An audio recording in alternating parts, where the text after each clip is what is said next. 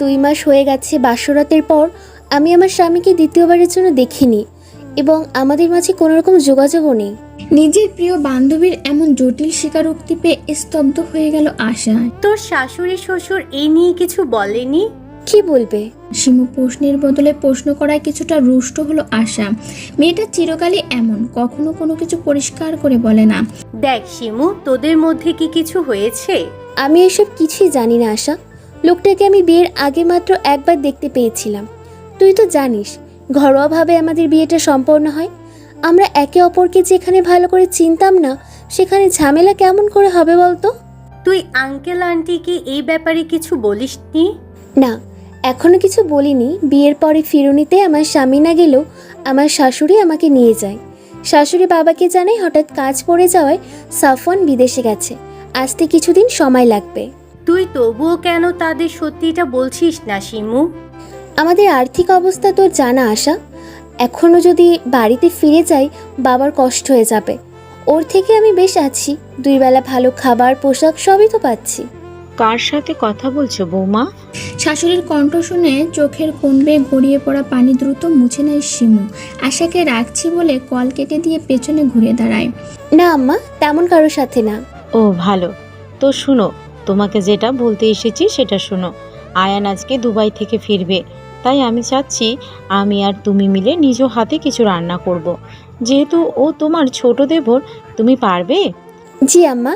লায়লা ছেলের বউ এর কথায় প্রসন্ন হয়ে চলে গেলেন। আয়ানকে শিমু কখনো বাস্তবে দেখেনি। 2-1বার তার ননদ অনিকা আয়ানকে দেখিয়েছে ছবিতে, আর ভিডিও কলে একবার কথা হয়েছে। শ্বশুরের ব্যবসার কাজে দুবাই থাকে আয়ান, তাই সে বিয়েটা হুট করে হয়ে যাওয়ায় সে সেখানে উপস্থিত ছিল না। ব্যাস, আয়ানের ব্যাপারে সে এতটুকুই জানে। শিমু তার কোমর পর্যন্ত চুল হাত খোপা করে মাথায় ওড়না পেঁচিয়ে রান্নাঘরের দিকে ছুটল। যাওয়ার পথে তার দাদি শাশুড়ি রাজিয়া বেগমের সাথে দেখা হলো। মহিলা যদিও শিমুকে খুব একটা পছন্দ করে না, তবুও শ্রদ্ধার খাতিরে শিমু তাকে জিজ্ঞাসা করলো, দাদি, আপনার কি কিছু লাগবে? রাজিয়া বেগম মুখ কালো করে বললেন, আমার কিছু দরকার নেই, তবে দেখো স্বামীকে পটাইতে না পেরে দেবরকে পটিও না। মহিলার কথা শুনে এক মুহূর্তে অন্তর বিষিয়ে উঠল শিমুর। কতটা নিজ মানসিকতার তার সেটা শিমু বুঝতে পারল। রাজিয়া বেগম বিয়ের পরের দিন থেকে কোনো এক অজানা কারণে তাকে সবসময় কটু কথা শোনায়। নিজের কষ্টকে নিজের বুকেই মাটি চাপা দিয়ে রান্নাঘরের দিকে ছুটল শিমু। শাশুড়ির হাতে হাতে কাজ করতে করতে প্রায় সন্ধ্যা লেগে গেল তার। তাই কাজ শেষে ফ্রেশ হতে সে নিজের জন্য বরাদ্দকৃত কক্ষে চলে গেল। সে প্রায় 30 মিনিট নিয়ে গোসল সেরে মাগরিবের নামাজ পড়ে কিছু বই পড়ছিল শিমু। ভাবি, ভাবি, দ্রুত আমার সাথে নিচে চলো, দেখো কে এসেছে। অনিকার কথায় দ্রুত জায়নামাজ ভাঁজ করে অনিকার সাথে নিচে এলো শিমু। যদিও সে জানতো আজকে তার দেবর আসার কথা, কিন্তু দেবরের সাথে নিজের স্বামীকে দেখে ভীষণ অবাক হলো সে। অস্পষ্ট স্বরে বলল, সাফওয়ান। পরিস্থিতি অনেকটা জটিল হয়ে উঠল। চারিদিকে গুমোট পরিস্থিতি বিদ্যমান। সকল নিস্তব্ধতাকে ভেঙে দাদি দৌড়ে চলে গেল তার 2 আদরের নাতিদের কাছে। এমনিতে এই মহিলা যদিও ভালো করে হাঁটতে পারে না, কিন্তু তার আদরের নাতিদের দেখলে তার যেন 10 বছর বয়স কমে যায়। সাপু আমার, কই ছিলি? পরের মাইয়ার জন্য তুই কেন বাড়ি ছাড়বি? আবারও রাজিয়ার কথায় শিমুর মন তিক্ত হলো। সাফওয়ানের চলে যাওয়ার পেছনে সে তো দায়ী নয়, তবে প্রতিবার তাকে কেন দায়ী দেয় এই মহিলা? শিমু শ্বশুর শান্ত দৃষ্টিতে 2 ছেলের দিকে কিছুক্ষণ তাকিয়ে থেকে বললেন, তোমরা ফ্রেশ হয়ে খেয়ে নাও, আমি কাল সকাল 10টায় তোমাদের সাথে কথা বলবো। শিমু শ্বশুর আলতাপ শান্ত মস্তিষ্কের একজন ব্যক্তি, তাই তিনি এই জটিল পরিস্থিতি সামাল দেওয়ার জন্য কিছুটা সময় নিলেন। আলতাপ তার কথা শেষ করে নিজের কক্ষে চলে গেলেন। লায়লা বেগম বুঝতে পারলেন তার স্বামী তার ছেলের প্রতি ভীষণ রাগান্বিত, কিন্তু সাফওয়ান ক্লান্ত থাকায় কিছু বললেন না। তারই তো ছেলে, যতই অপরাধ করুক না কেন। শিমু নিজেকে এখানে বড্ড বেমানান লাগছে। তার তথাকথিত স্বামী তার দিকে এই পর্যন্ত একবারের জন্য তাকায়নি। আয়ন শিমুর অস্বস্তি কিছুটা আন্দাজ করে। ভাবি, আপনি দূরে কেন দাঁড়িয়ে আছেন? ভাইয়ের পাশে এসে দাঁড়ান। যদিও আয়ন শিমুর অস্বস্তি কমানোর জন্য বলেছিল, কিন্তু শিমুর মাঝে অস্বস্তি কমার বদলে কয়েক গুণ বেড়ে গেল। রাজিয়া বেগম শিমুর দিকে মুখ বাঁকিয়ে বলল, ও যে মেয়ে, স্বামীর কদরই তো বুঝে না, ও কি কইরা স্বামীরে দরদ করব। লায়লা শাশুড়ির প্রতি ক্ষিপ্ত কণ্ঠে বললেন, আপনার নাতি সেই রকম কদর দেবার স্বামী না। অন্যের মেয়ের জন্য নিজের ছেলেরা কথা শোনাইও না লাইলা। আপনিও নিজের নাতির দোষ ঢাকতে আসবেন না। আয়ান তোর ভাইকে নিয়ে ঘরে যা। আয়ান সাবানকে নিয়ে ঘরে চলে গেল। শিমু দেখলো তার পাথরের মতো স্বামী তার পাশ কাটিয়ে চলে যাওয়া। কথা বলা তো দূর, একবার নিজের বিবাহিত স্ত্রীর দিকে তাকালো না পর্যন্ত। শিমুর চোখ বেয়ে কয়েক ফোঁটা জল গড়িয়ে পড়লো। নিজের জন্য বরাদ্দকৃত কক্ষে চলে গেল। সে তার স্বামীর কক্ষে থাকে না, ইচ্ছে করেই থাকে না। যে মানুষটার প্রতি তার কোনো অধিকার নেই, তার ঘরের প্রতি অধিকার দেখে কী লাভ? শিমু খাবারগুলো টেবিলে গুছিয়ে রেখে নিজের রুমের দিকে চলে গেল। নিজের ঘরে এসে দরজাটা বন্ধ করে আয়নার সামনে দাঁড়ালো নিজের কমটি খুঁজতে। মাথার খোপাগুলো খুলে দিতেই কালো কেশগুলো পুরো পিঠ জুড়ে ছড়িয়ে ছিটিয়ে পড়ল। আয়নার সামনে দাঁড়িয়ে থেকে শিমু নিজেকে প্রশ্ন করলো, কি লাভ এই রূপগুণ দিয়ে, যেই রূপে আর গুণে স্বামীকেই মুগ্ধ করতে পারলাম না? নিজের সাথে কথা বলতে বলতে শিমু হাঁটু মেরে বসে পড়লো মেঝেতে। চোখ দুটোতে অশ্রুকণার ঝর্ণা শুরু হলো। বরফ যেমন পানির ফোঁটা আকারে ভূমিষ্ঠে পানির ফোঁটা আকারে পতিত হয় বৃষ্টিপাতের সৃষ্টি করে, তেমনি শিমুর বুকে যত অভিমান ছিল সব পানির ফোঁটা আকারে ছোট চোখ দিয়ে গড়িয়ে পড়ছে। সাফওয়ান দীর্ঘ সময় শেষে শাওয়ার নিয়ে ফ্রেশ হয়ে বের হলো। বের হতে বিছানায় বসে থাকা বোনের দিকে নজর পড়ল। অনিকা ভাইয়ের উদ্দেশ্যে চেঁচিয়ে বলল, ভাইয়া তুমি আসবে বললে না যে? সারপ্রাইজ দিলাম। নিজের কথা শেষ করে টাওয়াল নিয়ে চুল মুছতে শুরু করলো। অনিকা কিছুক্ষণ গালে হাত দিয়ে আবার ভাইকে উদ্দেশ্য করে বলল, কাকে ভাইয়া? সাবান এবার বোনের মাথায় জোরে গাঁটটা মারল। অনার্স পুরো ছাত্রী যে এত গাদি হয় সেটা তোকে না দেখলে বুঝতে পারতাম না আমি। ভাবিও তো অনার্সে পড়ে। সাবান ভুরুকুচকে জিজ্ঞাসা করলেন। কোন ভাবি? অনিকা ভীষণ মজা পেল। সে অনুরূপ ভাইয়ের মাথায় গাঁটটা মেরে বলল, অফিসের বস যে এত বোকা হয় সেটা তো তোমাকে না দেখলে জানতেই পারতাম না। তুমি এত বড় গাধা যে নিজের বউ করিয়ারে পড়ে সেটাই জানো না। নিজের বাক্য সমাপ্ত করে অনিকা দ্রুত ভাইয়ের কক্ষ ত্যাগ করলো। সাফওয়ান এবার হাতের তাওয়াল নামিয়ে টি টেবিলের ওপর রাখলো। মনে মনে কিছু একটা ভেবে মুচকি হাসি দিল একবার। একটা দীর্ঘ রাত কেটে গিয়ে নতুন একটা সকাল হয়। সেই সকাল কারোর জন্য সুখ আনন্দ বয়ে আনে, আবার কারোর জন্য আনে বিষাদ আর মর্মপীড়া। সকালে উঠে নির্দিষ্ট সময় সালাত আদায় করে নিজের কাজে লেগে পড়েছে শিমু। সঙ্গে বাড়ির কাজের বোয়া, মহিলা খালা আর শাশুড়ি লায়লা বেগমও আছেন। লায়লা আর রহিমা গল্পে মশগুল হয়ে আছে। শিমু টুকটাক তাদের কথা শুনছে আর কাজ করছে। হঠাৎ অপ্রত্যাশিতভাবে রান্নাঘরে আগমন হলো রাজিয়া বেগমের। শিমু এই বাড়িতে বউ হয়ে আসার পর রান্নাঘরে এই মহিলাকে বলতে গেলে আসতেই দেখেনি। কারণ শিমু যতটুকু জানে রাজিয়া বেগম আগুনের তাপ মোটেও সহ্য করতে পারে না, তার নাকি মাথা ব্যথা করে। শিমুর অবাক হওয়া দেখে রাজিয়া বেগম শিমুর দিকে ঘুরে মুখ বাঁকালেন। এই মেয়েটাকে তার শুরু থেকেই পছন্দ না। কত ইচ্ছে ছিল নাতির জন্য নিজের পছন্দ মতো স্মার্ট একটা মেয়েকে নাত বউ করে আনবে, কিন্তু এই মেয়ে তার উল্টো, ধার্মিক এবং সাদামাটা প্রকৃতির একটা মেয়ে। রাজিয়া বেগম শিমুকে ঠেলে সরিয়ে দেখলো কি কি রান্না হচ্ছে। মোটামুটি 4-5 পদ তৈরি হয়েছে, তবুও সে প্রসন্ন হলেন না। লাইলা, আরো 2-1 পদ করো তো, আমার নাতিদের এই কটা পদ দেখে আর খাওয়া হবে। শিমু যদিও কিছু মুখে বলতে পারলো না, মনে মনে বেশ ভীষণ ক্ষুব্ধ হলো। মুখে বলা খুবই সহজ, কিন্তু রান্না করা ঠিক ততটাই কষ্টকর। মনে হয় না মা আমার ছেলেরা সকালে এত খাবার খাবে। ছেলের বউয়ের কথায় রাজিয়া বেগম মুখ কালো করে রান্নাঘর থেকে বের হয়ে গেলেন। মনে মনে ভাবলেন নিজের ছেলেটাকে তো আর হাত করতে পারলো না, কিন্তু নিজের নাতিকে হাত করে ঠিকই এদের শায়েস্তা করবেন। খাবার টেবিলে খাবার গুছিয়ে রাখছিল শিমু আর রহিমা। লায়লা বেগম রুমে গেছেন ফ্রেশ হতে। এর মাঝে বাড়ির সবাই একে একে খাবার টেবিলে বসতে শুরু করলো। অনিকা চোখ ডলতে ডলতে খাবার টেবিলে এসে বসলো, কিন্তু খাবারের দিকে তাকাতেই যার চোখ থেকে সমস্ত ঘুম উবে গেল। ভীষণ খুশি হয়ে খাবারের দিকে হাত দিতে যাবে, অমনি আয়ান এসে বোনের হাতে চারটি মারলো। আয়ানের এহেন কাজে প্রচণ্ড বিরক্ত হলো অনিকা। তুই দেখিস তোর বউকে আমি কোনো বেলায় শান্তিতে খেতে দেব না। আমার বউ কি তোরটা খাবে নাকি আমারটা খাবে? আমি কি তোরটা খাই না বাবারটা খাই? যারটাই খাস মুটিয়ে যাচ্ছিস, দেখছিস না? আমি মোটিয়ে যাচ্ছি? এত বড় কথা বলতে পারলি তুই? এই থামবি তোরা? বাবার কণ্ঠ পেয়ে দুই ভাই বোন একেবারে চুপ হয়ে গেল, কিন্তু একে অপরকে চোখ দিয়ে শাসাতে মোটেও ভুলল না। শিমু এদের দুই ভাই বোনের দুষ্টু মিষ্টি ঝগড়া দেখে নিজের বোনদের কথা চিন্তা করলো। শিমুরা 4 বোন। শিমুর বড় বোনের বিয়ে হয়েছে 5 বছর আগে। অভাবের সংসার হওয়ায় তার বাবা খুব দ্রুত তার বড় বোনকে বিয়ে দিয়ে দেয়। আর তার ছোট 2জন যমজ বোন আছে, যাদেরকে জন্ম দিতে গিয়ে তার মা পৃথিবীর মায়া ত্যাগ করে চলে যান। শিমু অনুভব করলো ওর নিজের বোনদের কথা মনে পড়ছে। এই মেয়ে, দাঁড়িয়ে না থেকে আমাদের খেতে দিব তো নাকি নাকি না খেয়েই বসে থাকতে হবে? রাজিয়া বেগমের কথায় হুঁশে ফিরল শিমু। ইতিমধ্যে শাশুড়ি বাদে টেবিলে সবাই উপস্থিত। শিমু একে একে সবার প্লেটে খাবার বাড়ছিল। নিজের স্বামীর প্লেটে বাড়তে গিয়ে হাত থেমে গেল। অদৃশ্য জড়তা তাকে আঁকড়ে ধরল। সাফওয়ান শিমুর হাতের দিকে তাকিয়ে রইল কিছুক্ষণ, কিন্তু মুখে টু শব্দটিও করলো না। রাজিয়া বেগম বিরক্ত হলেন ভীষণ। শিমুর হাত থেকে খাবারের চামচ কেড়ে নিয়ে নিজেই বেড়ে দিলেন প্রাণপ্রিয় নাতিকে। প্রথমবার রাজিয়ার কাজটা মনে মনে ভালো লাগলো শিমুর। শিমু, তোমার খাবার সাফ করতে হবে না, তুমিও আমাদের সাথেই খাবে। আব্বু আম্মা আসুক, আমরা একসাথেই খেতে বসবো। আলতাফ আর কিছু বললেন না। নিজের খাওয়া শেষ করে দুই ছেলেকে তার কক্ষে যেতে বলে নিজের কক্ষে প্রস্থান করলেন। শিমু নিজের কক্ষে বসেছিল। প্রয়োজন ছাড়া সে খুব একটা নিজের কক্ষের বাইরে যায় না। আসবো ভাবি? শিমু দরজার দিকে তাকিয়ে দেখলো আনিকা এসেছে। মেয়েটা খুবই মিষ্টি স্বভাবের, ব্যবহারেও খুব সুন্দর। এই বাড়িতে আসার পর মেয়েটা তাকে যতবার ডাক দেয় ততবার তার মধ্যে ভালো লাগার কাজ করে। মেয়েটা তার 1 বছরের জুনিয়র, কিন্তু ভালোবাসা আর সম্মান এই মেয়েটা থেকে সবচেয়ে বেশি পেয়েছে সে। আসো না, আমার ঘরে আসতে তোমার কোনো অনুমতি নিতে হবে না। তবু ভাবি, অনুমতি ব্যতীত কারো রুমে আসা ঠিক না। ওকে ওকে, তোমার যেটা ভালো লাগে তুমি সেটাই করবে। অনিকা শিমুর পাশে গিয়ে বসলো।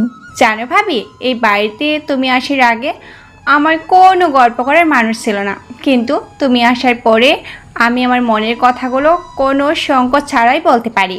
তো গল্প বুড়ি, আজকে কি নিয়ে গল্প করবেন আপনি? সাফওয়ান ভাইয়াকে নিয়ে শুনবে তুমি? শিমুর হাসি মাখা মুখটা এক মুহূর্তে মলিন হয়ে গেল। এই লোকটা তার মনের কোণে শুধু ঘৃণাই সৃষ্টি করেছে। তার জানা মতে কোনো আদর্শবান পুরুষে বিয়ে করে বউকে একা ফেলে চলে যাবে না। এর ফলে সে মেয়েটাকে কতটা কষ্ট পোহাতে হয় সেটা শুধু সেই জানে। শিমুর থেকে কোনো উত্তর না পেয়ে আনিকা বুঝতে পারলো সে ভুল জায়গায় ভুল কথা বলে ফেলেছে, যেটা তার মোটেও ঠিক হয়নি। তাই সে নিজের কথাকে অন্যদিকে ঘোরালো। সাফওয়ান ড্রয়িং রুমের সোফায় কোলের ওপর ল্যাপটপ নিয়ে বসেছিল। লায়লা নিজের ছেলের পাশে গিয়ে বসলেন। সে সাফওয়ানকে এখনও বুঝতে পারে না। চেনা ছেলেটা কেমন অচেনা হয়ে গেছে। সকালে আলতাফ নিজের ছেলেদের সাথে প্রায় 2 ঘন্টা কথা বলেছেন। কি বলেছেন তার কিছুই লায়লা জানে না, তবে এতটুকু জানেন তার ছেলেটা একটা মেয়ের প্রতি অন্যায় করেছে। মেয়েটাকে নিজে পছন্দ করে নিজের ছেলের বউ করে নিয়ে এসেছিল সে।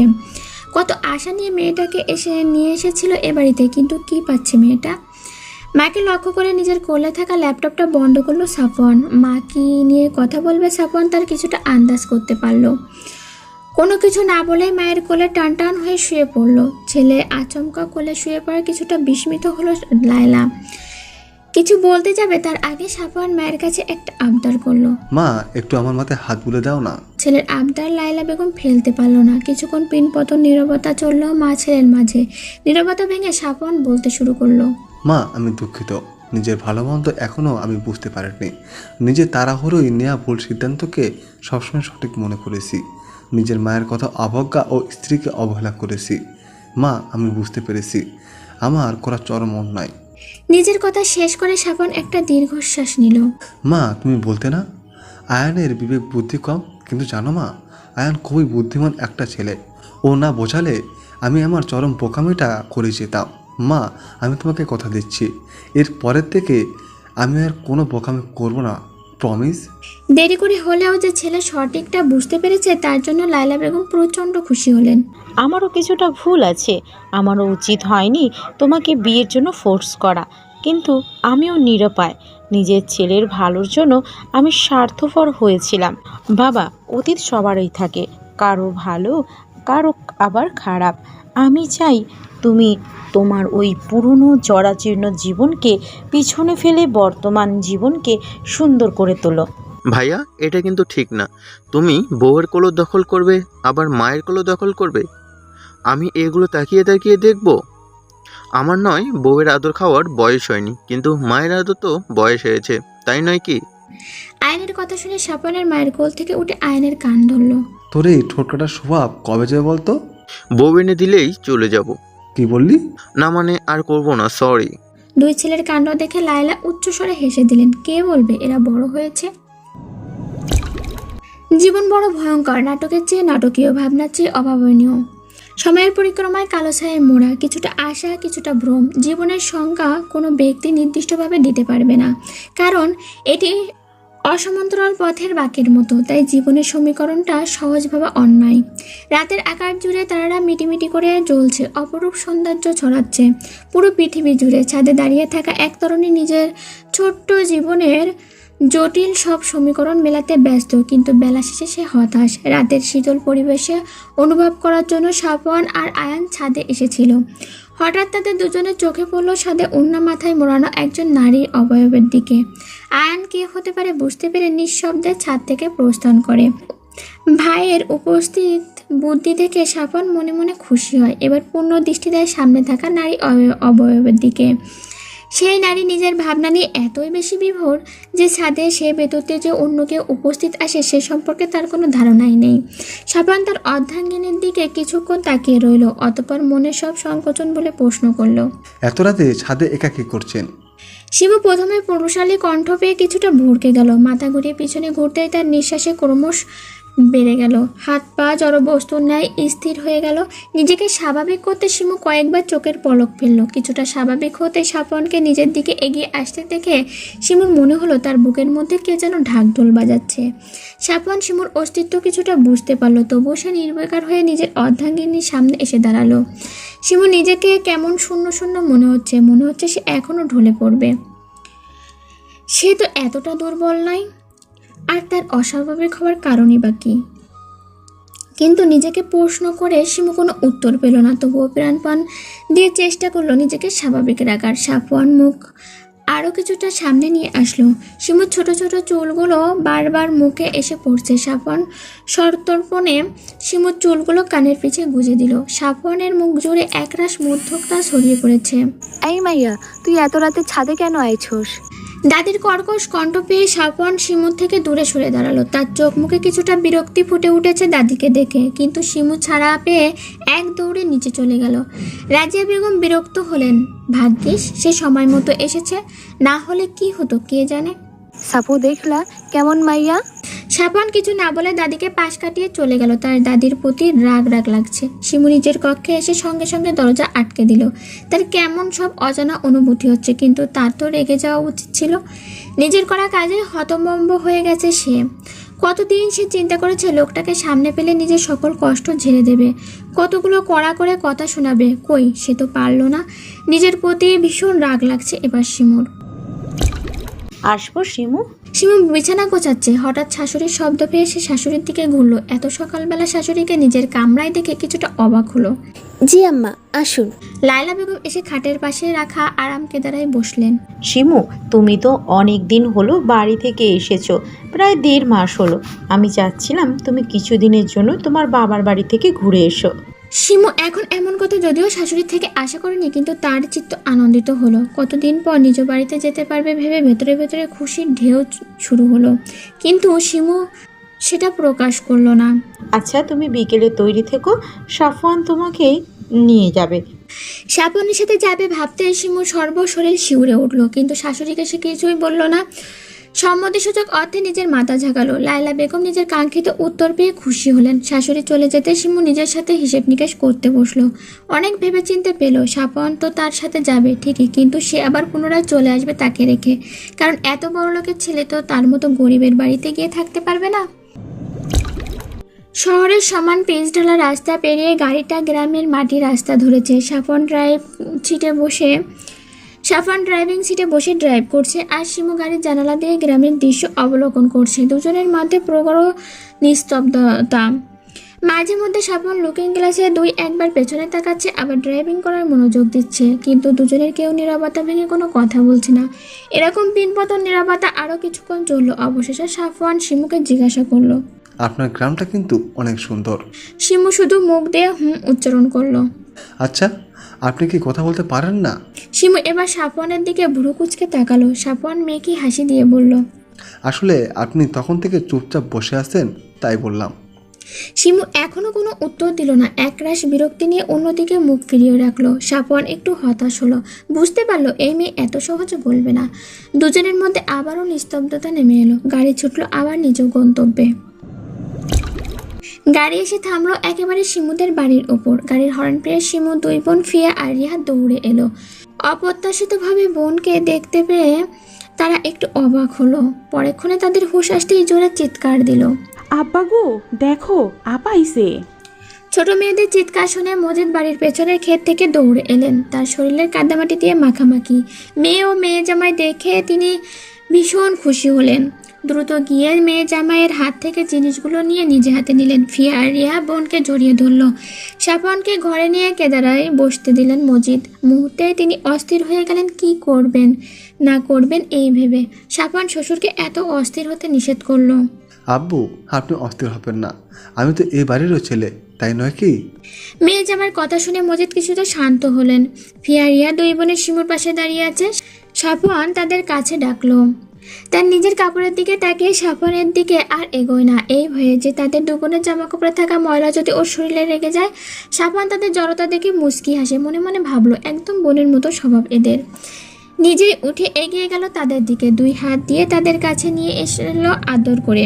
নিজের কাছ থেকে দুটো চকলেট বের করে তাদের হাতে দিল। ব্যাস, তাদের সকল ভয় শেষ। বোন জামাইয়ের ওপর খুশি হয়ে দুটো চুমু এঁকে দিল তার গালে। শিমু সাফওয়ানের কাছে মুগ্ধ না হয়ে পারল না। ছেলেটা সে হয়তো যতটা খারাপ ভাবে সে ততটা খারাপ না। রাজিয়া বেগম রাগে ক্ষোভে চোখ মুখ লাল হয়ে বসে আছে। তিনি ভাবতেও পারছে না তার নাতি ওই মেয়েটার সাথে ওই গ্রামের বাড়িতে আছে।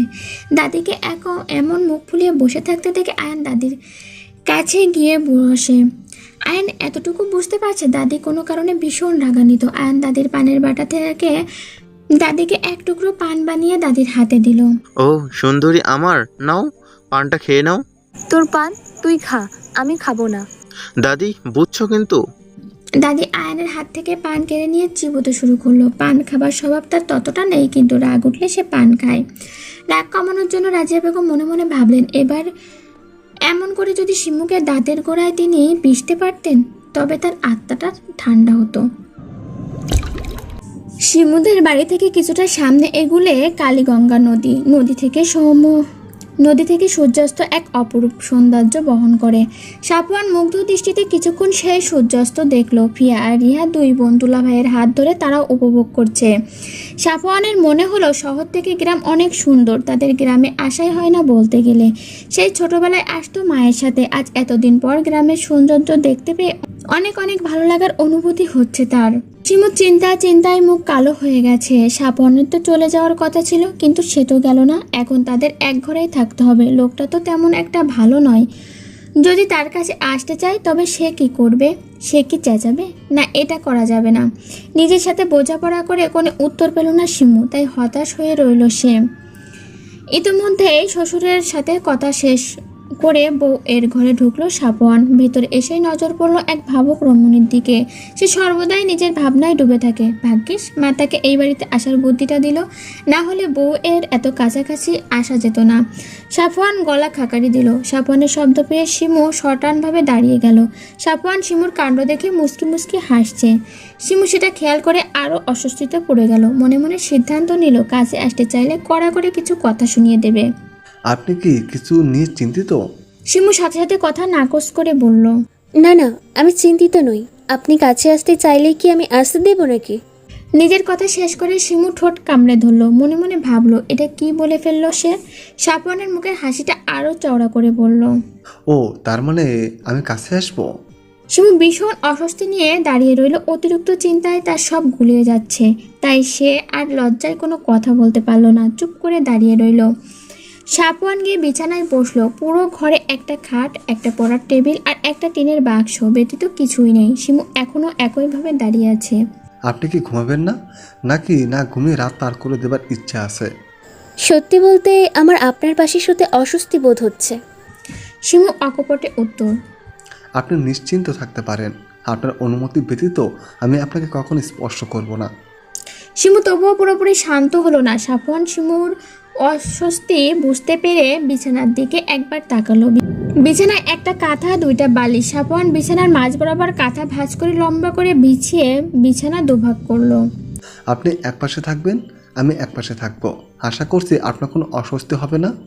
অতঃপর সাফওয়ান নিজের পাশে গিয়ে শুয়ে পড়ল। শিমু কিছুক্ষণ তাকিয়ে থেকে সেও নিজের পাশে এক কোণে গিয়ে শুয়ে পড়ল। সাফওয়ান হঠাৎ চোখ খুলে বলে উঠল, আমি অতিক্রম করব না, কিন্তু আপনি চাইলেই আসতে পারেন আমার পাশে, আমি কিছু মনে করব না।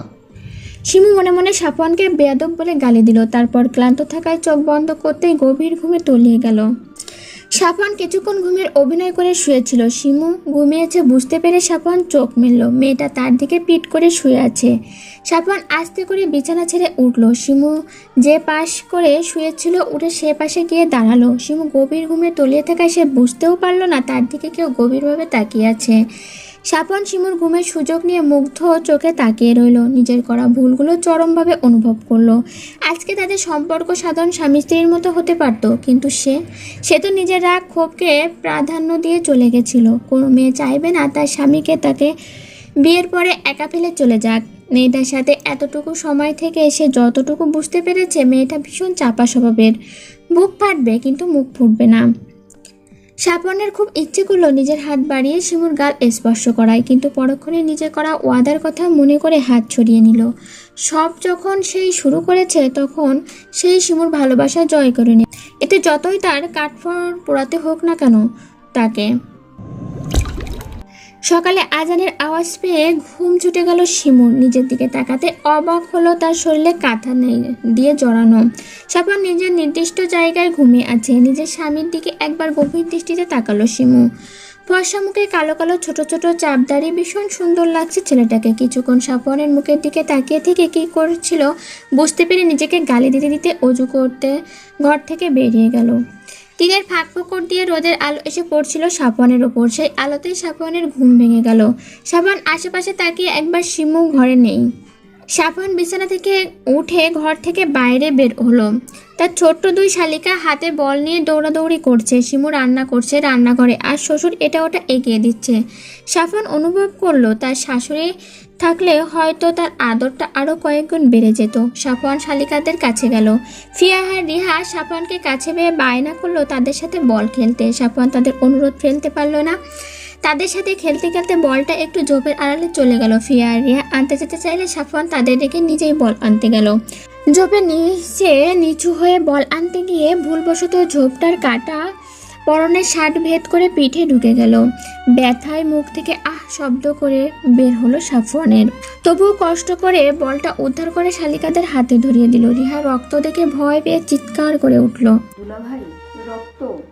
রিহার চিৎকার শুনে শিমু দৌড়ে এলো। দেখলো সাফওয়ানের পিঠ থেকে শার্ট ভেদ করে রক্ত বেরোচ্ছে। শিমু দ্রুত এগিয়ে গেল সাফওয়ানের দিকে। শার্টটা খুললেন? আমার তেমন ইনজুরি হয় নাই তো। চুপ করুন তো, আপনি কি কোনোভাবে শার্ট খুলতে লজ্জা পাচ্ছেন নাকি? সাফওয়ান ভাবলো সে কি মেয়ে নাকি লজ্জা পাবে। সাফওয়ান একটানে শার্ট খুলে ফেললো। শিমু দেখলো এক জায়গায় কাটা ফুটে গেছে, আর একটা জায়গায় বেশ অনেকটা আঁচড় লেগেছে। শিমু দ্রুত কাটা টান দিয়ে বের করলো। সাফওয়ান ব্যথায় চোখ মুখ কুঁচকে নিল। অতঃপর শিমু কাটা জায়গা পরিষ্কার করে মলম লাগিয়ে দিল। আপনি ঝোপঝাড়ের ভেতরে কেন গেছিলেন? দেখতেই তো পাচ্ছ ওখানে বেলের কাটা আর খেজুরের কাটা রাখা। সাফওয়ান চোখ বড় বড় করে তাকালো। বেলের কাটা আর খেজুরের কাটার ভয়াবহতার কথা শুনেছে সে, আজকে প্রত্যক্ষদর্শীও হলো। শিমু এবার সাফওয়ানের উন্মুক্ত বুকের দিকে নজর গেল। শার্টলেস বুকে বলতে গেলে তেমন একটা লোম নেই, বেশ আকর্ষণীয় লাগছে দেখতে। শিমু অন্যদিকে ঘুরে ঢোক গেল, মনে মনে বলল, লোকটা কি জিম করে নাকি? সাফওয়ান শিমুর চোখ ঘুরিয়ে নেওয়া দেখে মনে মনে হাসলো, ভাবলো বউ যদি এত আদর করে মেডিসিন লাগিয়ে দেয় তবে একটু ব্যথাতে কিছুই হয় না। ফিয়া আর রিহা অসহায়ের মতো বোন জামাইয়ের দিকে তাকিয়ে আছে। এই ভেবে তাদের কারণে তাদের দুলাভাইকে এত কষ্ট পোহাতে হচ্ছে। মানুষ সামাজিক জীব, মানুষ একাকী জীবনযাপন করতে পারে না। তার জন্যই গড়ে ওঠে পরিবার। পরিবারের মানুষগুলো একে অপরের সাথে গভীর বন্ধনে আবদ্ধ থাকে, কিন্তু সেই বাঁধন ছেদ করে মেয়েদের চলে যেতে হয় শ্বশুরবাড়ি। এক মুহূর্তের পর হয়ে যায় নিজের পরিবার, আর শুরু হয় অন্য পরিবারের সাথে মানিয়ে চলা। এই জটিল সময়টাকে প্রত্যেকটা মেয়ের সাথে তার স্বামীর ভালোবাসাটা থাকা প্রয়োজনীয়। গাড়িতে চুপ করে মন খারাপ করে বসে আছে শিমু। ভেবেছিল এতদিন পর বাড়িতে এসেছে কিছুদিন থাকতে পারবে, কিন্তু আফসোস সেটা আর হলো না। সকালে আয়ান ফোন করেছিল, বলল দাদি নাকি বাথরুমে পড়ে গিয়েছে, যার ফলে ভীষণ ব্যথা পেয়েছে। স্বপনকে বারবার নাকি দেখতে চাইছে, তাই এত তাড়াহুড়ো করে চলে আসা শিমু ইচ্ছে করছিল না বাবা আর ছোট ভাই বোন দুটোকে ফেলে আসতে। বাবার একাকী এই বয়সে থাকাটা অনেক কষ্টের, তারপরে তার ছোট বোন দুই ও মায়ের আদর থেকে বঞ্চিত। কত বলেছে বাবাকে বাবা আর একটা বিয়ে করে, কিন্তু বাবা মানতে নারাজ। কালকে রাতে সাফওয়ানও এই কথা বলেছিল। আব্বু, আপনার একজন সঙ্গীর প্রয়োজন, ফিয়া রিহারও একজন মায়ের প্রয়োজন। মজিদ একগাল হাসি দিয়ে বলেছিল, বাবা, ভালোবাসার মানুষটার জায়গা তার জন্য একান্তই তোলা থাকে। তুমি যদি তাকে গভীরভাবে ভালোবাসো, তার অনুপস্থিতিকেও তোমার কখনো একা মনে হবে না, মনে হবে সে তোমার আশেপাশে আছে। আর ফিয়ারিয়ার কথা বলছো, ওদের জন্য আমি মানতেই পারি, কিন্তু সেই মাঝে ওদেরকে ভালোবাসবে তার কি গ্যারান্টি আছে? আর আমার কোনো সঙ্গিনীর প্রয়োজন নেই। এক জীবনে যার সঙ্গ পেয়েছি তাকে ভেবে ভেবেই চলে যাবে আমার। সাফওয়ান মুগ্ধ হয়ে শুনে তার শ্বশুরের কথা। ভালোবাসা যে কতটা সুন্দর, শুধুমাত্র যে ভালোবাসতে জানে সে এই প্রকৃত অর্থ বুঝতে পারে। আর স্বামী স্ত্রীর মাঝে যে ভালোবাসা থাকে সেটা হয় পবিত্র, যার মাঝে রয়েছে অন্যরকম প্রশান্তি। শিমু চিন্তা ভাবনার মাঝেই গাড়ি এসে থামলো সাফওয়ানের বাড়ির সামনে। সাফওয়ান নিজের স্ত্রীকে একবার তাকিয়ে গাড়ি থেকে নেমে গেল। শিমু বেরিয়ে এলো গাড়ি থেকে। দুজনে একসাথে ভেতরে আসলো। কলিং বেল চাপতে রহিমা খালা এসে দরজা খুলে দিল। সাফওয়ান ভিতরে আসতেই দেখলো দাদি সোফার উপর পা টান টান করে বসে আছে, পায়ে ব্যান্ডেজ করা। সাফওয়ান এগিয়ে গিয়ে দাদির পায়ের কাছে বসলো। এখন কেমন আছো? দাদি কাঁদো কাঁদো হয়ে উত্তর দিল, এই তো যা দেখছিস। বাথরুমে পড়ে গেলে কি করে? কিভাবে যে পড়ে গেলাম। ও, তাহলে তুমি রেস্ট করো, আমি এখনই ফ্রেশ হয়ে আসছি। শিমু গুটি গুটি মেরে এক কোণে দাঁড়িয়ে আছে। মনে মনে ভাবলো মহিলাটা যতই খারাপ হোক, ব্যথা যেহেতু পেয়েছে তার একবার জিজ্ঞাসা করা উচিত। শিমু কাছে গিয়ে দাদি বলে ডাক দিল একবার। রাজিয়া বেগম অন্যদিকে মুখ ঘুরিয়ে নিলেন, যেন সব কিছুর জন্য শিমু দায়ী। শিমু কিছুটা অপমান বোধ করলো। আর কিছু না বলে নিজের ঘরে ফ্রেশ হতে যাবে, অমনি শাশুড়ির কথা থেকে যেন ছুটে আসলো। শিমু, ওইদিকে কই যাচ্ছ? জি আম্মা, ফ্রেশ হতে যাচ্ছি। ওইদিকে না, তুমি সাফওয়ানের ঘরে যাও। আমি তোমার সব কিছু ওই ঘরে রেখে এসেছি। কিন্তু আম্মা। আমি আশা রাখছি তুমি আমার উপর কোনো কথা বলবে না। দাদি মুখ বাঁকিয়ে ব্যঙ্গ করে বলল, আদিক্ষেতা। লায়লা বেগম তার কথায় কোনো পাত্তা দিলেন না। শিমু গুটি গুটি বাইরে সিঁড়ি ডিঙিয়ে সাফওয়ানের কক্ষে দরজার সামনে গেল। দরজা খোলাই আছে, তবুও শিমু দরজায় খটখট আওয়াজ করলো। সাফওয়ান ভেতর থেকে আওয়াজ দিয়ে বলল, ভিতরে আসো। শিমু জানে এটা তাকে উদ্দেশ্য করে বলা হয়নি, তবুও সে ভেতরে গেল। সাফওয়ান বাথরুমে আছে, সেখান থেকেই পানির শব্দ আসছে। শিমু পুরো ঘরে চোখ বুলালো। অতঃপর তার নজর পড়লো ঘরের এক কোণে রাখা ল্যাগেজগুলোর দিকে, যেখানে লায়লা তার পোশাক জিনিসপত্র রেখে গেছে। গুটি গুটি পায়ে সেদিকে এগোলো। লাগেজ খুলে একটা হালকা গোলাপি রঙের 3 পিস বের করলো। এরই মাঝে দরজা খোলার শব্দ এলো। শিমু দ্রুত পেছনে গুলো সাফওয়ান দাঁড়িয়ে আছে, তার দিকে হা করে তাকিয়ে আছে। তাকে দেখেই মনে হচ্ছে সে এখানে শিমুকে দেখবে, ভাবতেও পারেনি। পরনে একটা জিন্সের প্যান্ট আর কালো রঙের গেঞ্জি, আর কাঁধে তাওয়াল। চুল দিয়ে টপ টপ করে পানির ফোঁটা পড়ছে। শিমু উঠে দাঁড়িয়ে নিজের লাগেজগুলোর দিকে ইশারা করে বলল, আম্মা বলেছে আজ থেকে এই রুমে থাকতে। সাফওয়ান লাগেজগুলোর দিকে তাকালো। সে এগুলো কিছু খেয়াল করে না করেই ওয়াশরুমে চলে গেছিল। মনে মনে মায়ের সিদ্ধান্তে খুশি হলো, কিন্তু শিমুকে কিছু বুঝতে দিল না। চুপচাপ রুম থেকে বেরিয়ে গেল। শিমু তার যাবার দিকে তাকিয়ে ভাবলো, লোকটা কি তার এই ঘরে আসাতে বিরক্ত হয়েছে? সাফওয়ান নিজের রুম থেকে বেরিয়েই মায়ের কাছে চলে গেল। মাকে একটা বিশাল ধন্যবাদ দিতে হবে, মনে মনে আওড়ালো। আসলে মা গ্রেট। তাড়াতাড়ি মায়ের কাছে গিয়ে মাকে পেছন থেকে জড়িয়ে ধরলো। মা, তুমি বেস্ট। ধন্যবাদ। যদি কাউরে দেওয়ার থাকে তাহলে আমাকে দাও ব্রো। সাফওয়ানে আয়ানের দিকে ভুরু কুচকে তাকালো। আয়ান বেশ আরাম করে বসে আপেল খাবার প্রস্তুতি নিচ্ছে। কেন তোকে দেব? আমাকে দিবি না তো কাকে দিবি? আমি তো বুদ্ধিটা মাকে বলে দিলাম। সাফওয়ান আয়ানের হাত থেকে আপেল নিয়ে কামড় বসিয়ে বলল, ধন্যবাদ। আমি শুধু ধন্যবাদ নিব না। বল, কি লাগবে তোর? কানে কানে বলি, আচ্ছা। আমার নাম বউ লাগবে। সাফওয়ান আয়ানের পিঠে জোরে একটা থাপ্পড় বসিয়ে দিল। কথা ঠিক করে বলিস, আমি তোর বড় ভাই। আয়ান পিঠে হাত বুলাতে বুলাতে ভাইয়ের দিকে অসহায়ের মতো তাকিয়ে আছে। যার জন্য এত কিছু করতেছে, সে ভাই তার দুঃখ বুঝলো না রে। ডিনারে সবাই একসাথে খাবার খেতে বসেছে। শিমু আর লায়লা বেগম খাবার সার্ভ করছে। আলতাফ গম্ভীর কণ্ঠে বলে উঠলেন, সাফওয়ান, তুমি ঢাকায় ফিরেছো কবে? আব্বু, ফিরবো 3 তারিখে। ও, তার মানে 2 দিন আসেও? জি। আলতাফ এবার আরো গম্ভীর কণ্ঠে বললেন, তাহলে তোমার তো সেখানে একা সব কিছু করতে কষ্ট হয়। তুমি বরং বৌমাকে নিয়ে যাও। রাজিয়া বেগম খাবার রেখে আলতাফের দিকে বড় বড় চোখ করে তাকালেন। কি বলছিস তুই? আলাফাত সিমু চলে গেলে বৌমার কষ্ট হবে তো। আলতাফ মায়ের দিকে ভুরু কুঁচকে তাকিয়ে বললেন, মা, লাইলার জন্য রহিমা আর অনিকা আসে, কিন্তু সাফওয়ানের সেখানে একা থাকে, তাই শিমু গেলে সাফওয়ানেরও ভালো হবে। লাইলা মনে মনে খুশি হলেন স্বামীর সিদ্ধান্তে। তার ছেলের বয়স মধ্যকার সম্পর্ক ঠিক করার জন্য তাদের একাত্র থাকার প্রয়োজন। সবাই খুশি হলেও রাজিয়া বেগম মুখ ভার করে বসে রইলেন। আয়ান আনিকা দাদির দিকে তাকে মিটমিট করে হাসছে। আনিকা আয়ানের কানে কানে বলল, ভাইয়া ভালো হয়েছে, কিন্তু বডির বেশ শিক্ষা হয়েছে। আয়ান দাদির দিকে তাকিয়ে বলে উঠল। দাদি, খাচ্ছ না কেন? আয়নের কথা শুনে দাদি ভাতের লোকমা গালে নিয়ে চিবুতে শুরু করলো।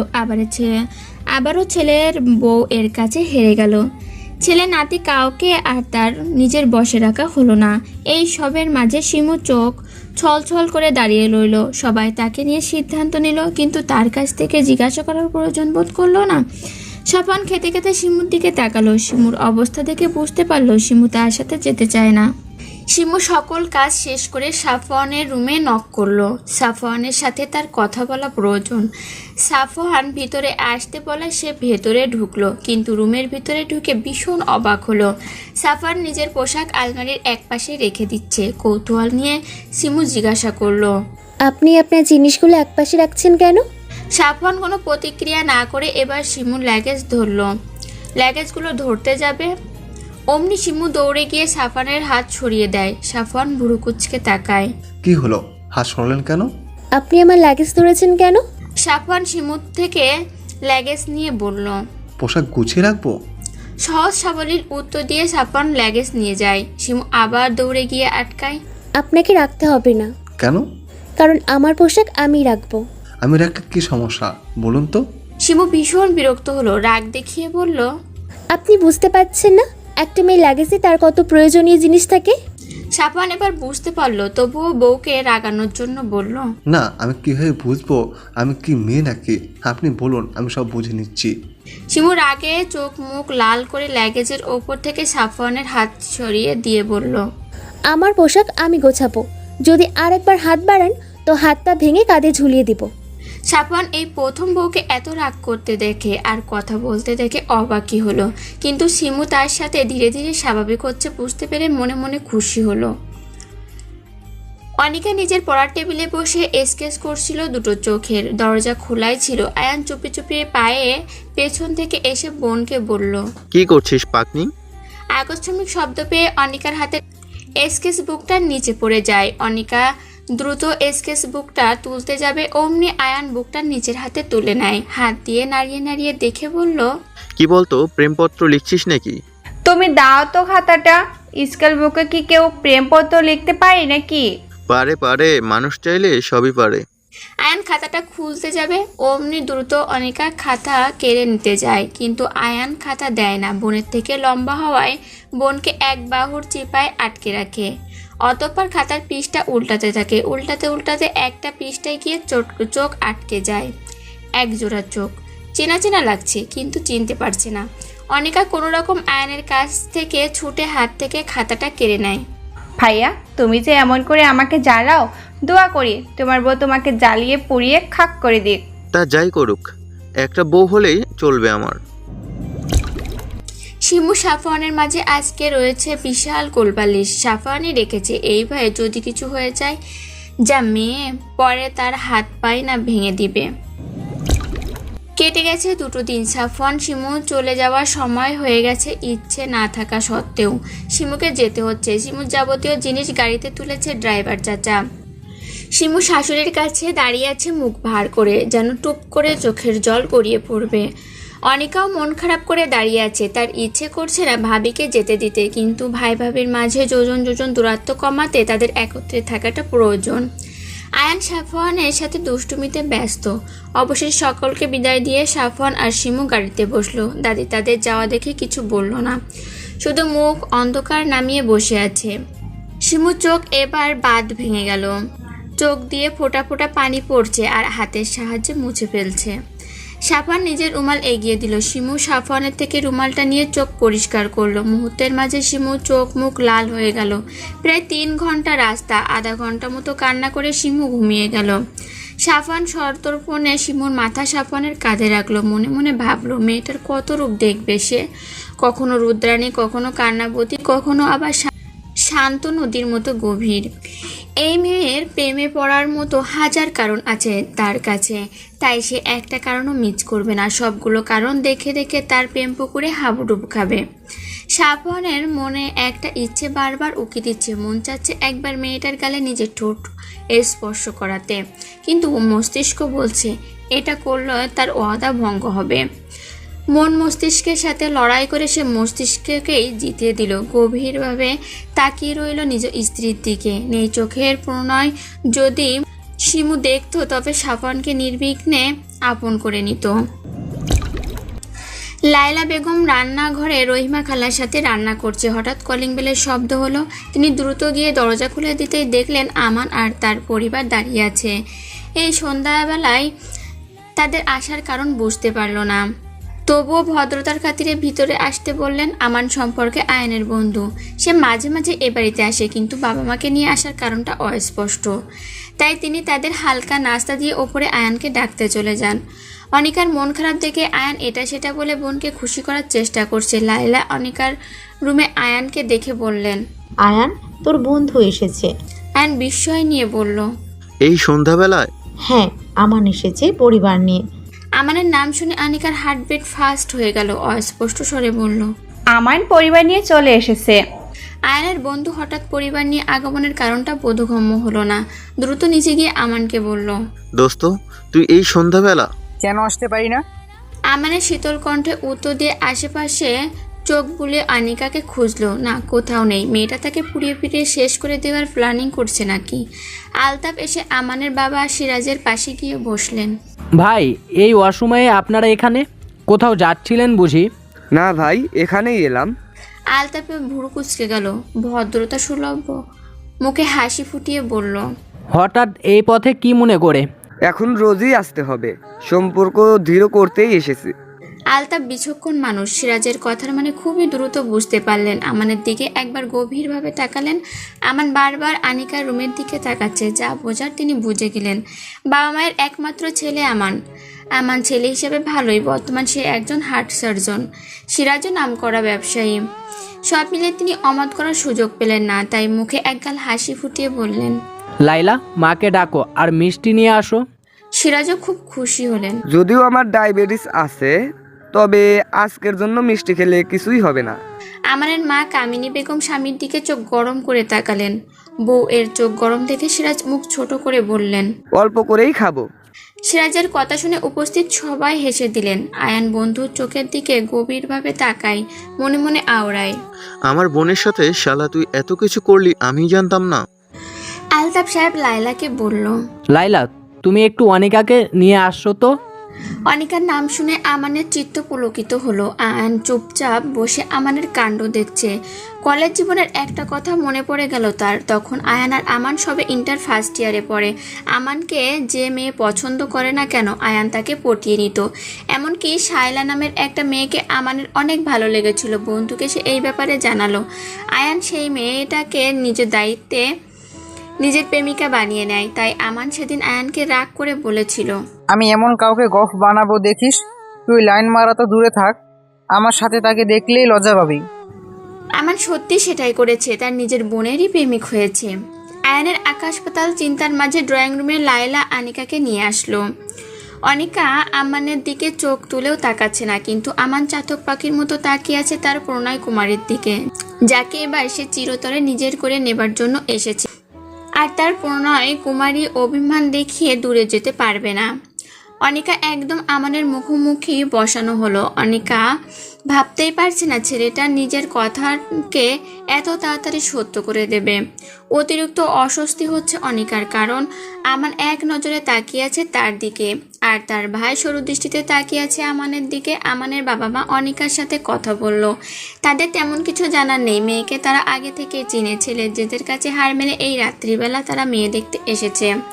রাজিয়া বেগম চা মুখে দিতে দিতে বললেন, আমার মনে হয় আমান আর আনিকাকে কিছুক্ষণ একা কথা বলতে দেওয়া প্রয়োজন। রাজিয়া বেগমের কথা সবার সম্মত হলো। আমান যেন এই কথারই অপেক্ষা ছিল। অনিকা উঠতেই সেও অনিকার পিছন পিছন হাঁটা শুরু করলো। অনিকার রুমের ভিতরে আসার সাথেই আমান দরজা আটকে দিল। অনিকার যেন নিঃশ্বাস আটকে গেল এমন অবস্থা, তবুও কাঁপা কাঁপা গলায় বলল, দরজা কেন আটকাচ্ছ? আমান অনিকার কথায় পাত্তা নিয়ে দিয়ে অনিকার মুখোমুখি এসে দাঁড়ালো। অনিকার পুরো শরীর কাঁপুনি ধরে গেল। এবার আমান শান্ত কণ্ঠে বলল, আমার ফোন কেন ধরছিলে না? আমি বলেছি না আমার দূরত্ব সহ্য হয় না। অভিমান করো যাই করো, ফোন কেন বন্ধ করেছো? এমন ব্যবস্থা করে যাব আজকের পর কখনো অভিমান করে দূরে যেতে পারবে না। অনিকা ঘামতে শুরু করলো। ছেলেটার জেদ সম্পর্কে অবগত সে, কিন্তু একদিনের মধ্যে যে বিয়ের প্রস্তাব এনে হাজির হবে সেটা কল্পনাতেও আসেনি ওর। অবশ্য আমান একবার বলেছিল রাগ করে ছেড়ে চলে যেতে চাইলে ডাইরেক্ট বিয়ের প্রস্তাব নিয়ে আসবে, আর ও সেটাই করেছে। আমান এগিয়ে এসে অনিকার কপালে চুমু এঁকে দিল। আমার বউ হবার জন্য প্রস্তুত হও। আমি প্রেমিক হিসেবে ভীষণ সভ্য ভদ্র, কিন্তু জামাই হিসেবে কিন্তু ততটাই অভদ্র হব। নিজের কথা শেষ করে আমান ড্রয়িং রুমে চলে গেল, আর অনিকা সেখানেই মূর্তির মতো দাঁড়িয়ে রইল। কিছুক্ষণ সময় গড়ালো, তারপর অনিকা ধীর পায়ে হেঁটে গিয়ে এসে সবার সাথে বসলো, আর একটিবারের জন্য ভুলেও আমানের দিকে তাকালো না। ঘুম ভাঙতেই নিজেকে বিছানায় আবিষ্কার করলো শিমু। কিছু মনে করার চেষ্টা করলো, ভাবলো সে তো গাড়িতে ছিল, বিছানায় এলো কিভাবে। মনে পড়লো কাঁদতে কাঁদতে গাড়িতে ঘুমিয়ে যাওয়ার কথা। তাহলে কি সাফওয়ান তাকে নিয়ে এসেছে? কিন্তু কেমন করে নিয়ে এসেছে? কোলে করে? নয়তো। ভাবতেই শিমুর কান গরম হয়ে গেল। শেষমেশ ওই লোকের কোলে উঠেছে ও। নিজেকে নিজেই কতক্ষণ বকাঝকা করলো। তার ভাবনার মাঝেই সাফওয়ান ওয়াশরুম থেকে বের হলো চুল মুছতে মুছতে। শিমু সেদিকে তাকে ভুরু কুঁচকে নিল। মনে মনে ভাবলো এত বড় দামড়া ছেলে একটা মেয়ের সামনে কিভাবে 3/4 প্যান্ট আর স্যান্ডো গেঞ্জি পরিয়ে দাঁড়িয়ে থাকতে পারে? এর কি লজ্জা নেই? সাফওয়ান শিমুর দিকে তাকিয়ে অমায়িক হাসি দিল। শিমু যেন সেই হাসিতে গা জ্বলে গেল। সাফওয়ান ড্রেসিং টেবিলের সামনে গিয়ে চুলে চিরুনি চালাতে চালাতে বলল, প্রায় 3 ঘন্টার রাস্তা তো ঘুমিয়ে দিলেন, এখনো কি ঘুমানোর প্ল্যানিং আছে নাকি? শিমু সাফওয়ানের কথার উত্তর দেওয়ার প্রয়োজন বোধ করলো না। চুপচাপ উঠে নিজের পোশাক নিয়ে ওয়াশরুমে চলে গেল। সাফওয়ান শিমুর যাওয়ার দিকে তাকিয়ে মনে মনে বলল, ঘুম থেকে উঠেই ঝাঁজ লবঙ্গ ঝাঁজ দেখানো শুরু করে দিয়েছে। আমানের পরিবার একটু আগে চলে গেছে। আনিকা বসে বসে দাঁত কামড়াচ্ছে। আলতাফ বিয়ে সম্পর্কে তেমন কিছু জানায়নি আমানের পরিবারকে, শুধু বলেছে, দেখেন ভাই, হুট করে তো বিয়ের মতো এত বড় কাজ সম্পূর্ণ করা যায় না, তার জন্য সময় প্রয়োজন, আর ছেলে মেয়েদেরও আরেকটু নিজেদের জানার বোঝার প্রয়োজন। আর আমার বড় ছেলে আজকেই ঢাকা গিয়েছে, আমি চাচ্ছিলাম আর একটু সময় নিতে। সিরাজ ও আলতাফের কথার ওপর কোনো কথা বলেনি। তারাও কিছু সময় দিয়ে গেছেন বিয়ের সম্পূর্ণ প্রস্তুতির জন্য। আয়ান পুরো ড্রয়িং রুমে পায়চারি করছে। অনিকা ভাইয়ের অবস্থা দেখে মেঝেতে নখ খুঁটছে। আয়ান আনিকার পাশে গিয়ে বলল, তুই আমার ওই বোকা বোনটা না, যে কিনা প্রেমের পও সে জানে না? আবার জোরে নিঃশ্বাস নিয়ে বলল, আর আমান, ও তো আমার ছোটকালের সেই বলদ বন্ধুটা, যে নাকি ভাজা মাছ উল্টে খেতে জানে না। নিজের কথা শেষে আয়ান আহম্মকের মতো বসে রইল। তার এতদিনের হিসেব উল্টো হয়ে যাচ্ছে। রাজিয়া বেগম এসে সোফার ওপর বসে পড়লেন। মনে মনে তিনি একটু সাফওয়ান শিমুর প্রতি রাগান্বিত, তাই পরিবারের কারোর সাথে তিনি প্রয়োজন ব্যতীত কথা বলছে না। লায়লা বেগম সকলকে খাবার উদ্দেশ্যে ডাকলেন। অনিকা ধীর পায়ে হেঁটে গিয়ে খাবার টেবিলে বসলো। ধীরে ধীরে সবাই গিয়ে টেবিলে বসে পড়লো। লায়লা বেগম খাবার সার্ভ করতে করতে বললেন, সাফওয়ান আমায় কল করেছিল, ওরা কোনো সমস্যা ছাড়াই বাসায় ভালোভাবে পৌঁছে গেছে। সময়ের বেড়াজালে আমরা সবাই আষ্টেপৃষ্টে জড়িয়ে আছি। আমাদেরকে সময় ধোঁকা দিয়ে চলেছে প্রতিনিয়ত। যখন আমরা সেটা অনুভব করি তখন অনেকটা দেরি হয়ে যায়। তাই আমাদের উচিত যে কোনো সময়কে সঠিকভাবে কাজে লাগানো, যেন এই নিয়ে আমাদের পরে কোনো আফসোস না থাকে। শিমু সাফওয়ানের বাসায় এসেছে গোটা 7 দিন হয়ে গেল। কোনো রকম বই পড়ে টিভি দেখে সময় পার হয়ে যাচ্ছে ওর। কখনো হয়তো সে ভাবেনি তার এত বড়লোক বাড়িতে বিয়ে হবে। এই সব কিছুই ছিল তাদের কাছে ছেঁড়া কাঁথার থেকে লাখ টাকার স্বপ্ন দেখার মতো। কিন্তু সৃষ্টিকর্তা যে ভাগ্যের মতো অলৌকিক একটা জিনিস রেখেছে, এই ভাগ্য যখন ফুলে যায় মানুষ মিসকিন থেকে লাখপতি হয়ে যায়, আবার লাখপতি থেকে মিসকিন হয়ে যায়। সাফওয়ান এই ফ্ল্যাটে রয়েছে 3টি কামরা, যার একটি কামরায় সে থাকছে, অন্যটিতে সাফওয়ান আর একটি কামরা খালি পড়ে আছে। মাঝে মধ্যে তার নিজের কাছে ভাবতেও অবাক লাগে, তারা তো স্বামী স্ত্রী, তাদের মাঝে কি এই যোজন যোজন দূরত্ব মানায়? তখনই তার ভেতরে সত্তা বলে ওঠে মানায়। নিজের আত্মসম্মান প্রতিষ্ঠিত করতে চাইলে এটাই মানায়। যদি দ্রুত তুমি তাকে ক্ষমা করে দাও তবে আবার সে একই ভুল করতে পারে। যদি সে সত্যি নিজের ভুল শুধরে নিতে চায় তাহলে তাকে পরখ করো, যেন একই ভুল বারবার না হয়। মুমিন ব্যক্তি একবারই ধোঁকা খায়, বারবার নয়। শিমু সেই ভুল করবে না, সাফওয়ানকে পরখ করবে গভীরভাবে। এতে একটু সময় লাগলেও দোষের কিছু না। শিমু নিজের চিন্তা ভাবনায় ইতি ঘটিয়ে রান্নাঘরে চলে গেল। সাফওয়ান বলে গেছিল আজকে ফিরতে রাত হবে, তাই সেও রান্নাঘরে দেরি করেই ঢুকেছে। উদ্দেশ্য কই মাছ টমেটো দিয়ে ভুনা করবে আর সাথে আলু ভাজি করবে। দুজন মানুষ, বেশি রান্না করলে খাবার অপচয় হতে পারে। কোমরে ওড়না গুজে রান্না করা শুরু করে দিল। প্রায় 1 ঘন্টা সময় নিয়ে রান্না শেষ করলো। কিছু সালাদ আইটেম কেটে টেবিলে সব কিছু গরম গরম সাজিয়ে রাখলো। ঘেমে নিয়ে একাকার অবস্থা হয়ে যাওয়ায় ফ্রেশ হতে ওয়াশরুমে চলে গেল। এরই মাঝে সাফওয়ান ডোরবেল বাজালো, কিন্তু কয়েকবার বাজানোর পরও শিমু দরজা খুলল না। শিমু ফোনে কয়েকবার কলও দিল, কিন্তু শিমুর ফোন ড্রয়িং রুমে থাকায় সেটাও রিসিভ হলো না। সাফওয়ান ভীষণ চিন্তিত হলো। সাফওয়ান আরও কিছুক্ষণ দাঁড়িয়ে রইল। শিমু যতক্ষণ বের হয়েছে ফোন কল বাজতে বাজতে কেটে গেছে। সাফওয়ান শেষবারের মতো কলিং বেল বাজালো। শিমু দ্রুত দরজা খুলে দিল। শিমু দরজা খুলতেই তার চোখে পড়ল সাফওয়ান বিধ্বস্ত চেহারা। সাফওয়ান তাড়াহুড়ো করে ভেতরে ঢুকে গিয়ে শিমুকে স্পর্শ করতে গিয়েও করল না। তুমি ঠিক আছো তো? এতবার কলিং বেল বাজালাম, ফোনে কল করলাম, কোনোটাই কেন ধরলে না? সাফওয়ানের অতিরিক্ত অস্থিরতার কারণে আপনির বদলে তুমি হয়ে গেছে। শিমু দুঃখিত হয়ে উত্তর দিল।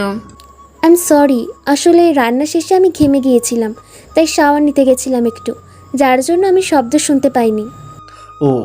সাফওয়ান ছোট্ট করে ও বলে নিজের ঘরের দিকে চলে গেল। শিমু বুঝতে পারলো সাফওয়ান ভীষণ ক্লান্ত, তাই ওর সাথে তেমন কথা বললো না। শিমু এই 1 সপ্তাহে বুঝতে পেরেছে সাফওয়ান কফিতে আসক্ত, তাই সে চিকেনে গেল কফি বানাতে। সাফওয়ান ফ্রেশ হয়ে বিছানায় বসেছে। দরজা খটখটানি শব্দ পেয়ে দরজার দিকে তাকালো। আসবো? আসুন, আমি তো বলছি আমার রুমে আসতে আপনি অনুমতি নেবেন না। শিমু কোনো বাকবক্তৃতায় না জড়িয়ে সাফওয়ানের কাছে এগিয়ে গেল। হাতে রাখা কফির মগটা সাফওয়ানের দিকে এগিয়ে দিল। আপনার হয়তো এটা প্রয়োজন। সাফওয়ান শিমুর হাতের দিকে তাকালো। এই মুহূর্তে তার সত্যি 1 কাপ কফির প্রয়োজন ছিল। আজকে অফিসে এক ক্লায়েন্টের সাথে তর্কে জড়িয়ে পড়েছিল সে, যার দরুন মাথাটা ভীষণ ধরেছে।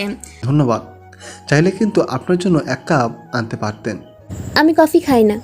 ও।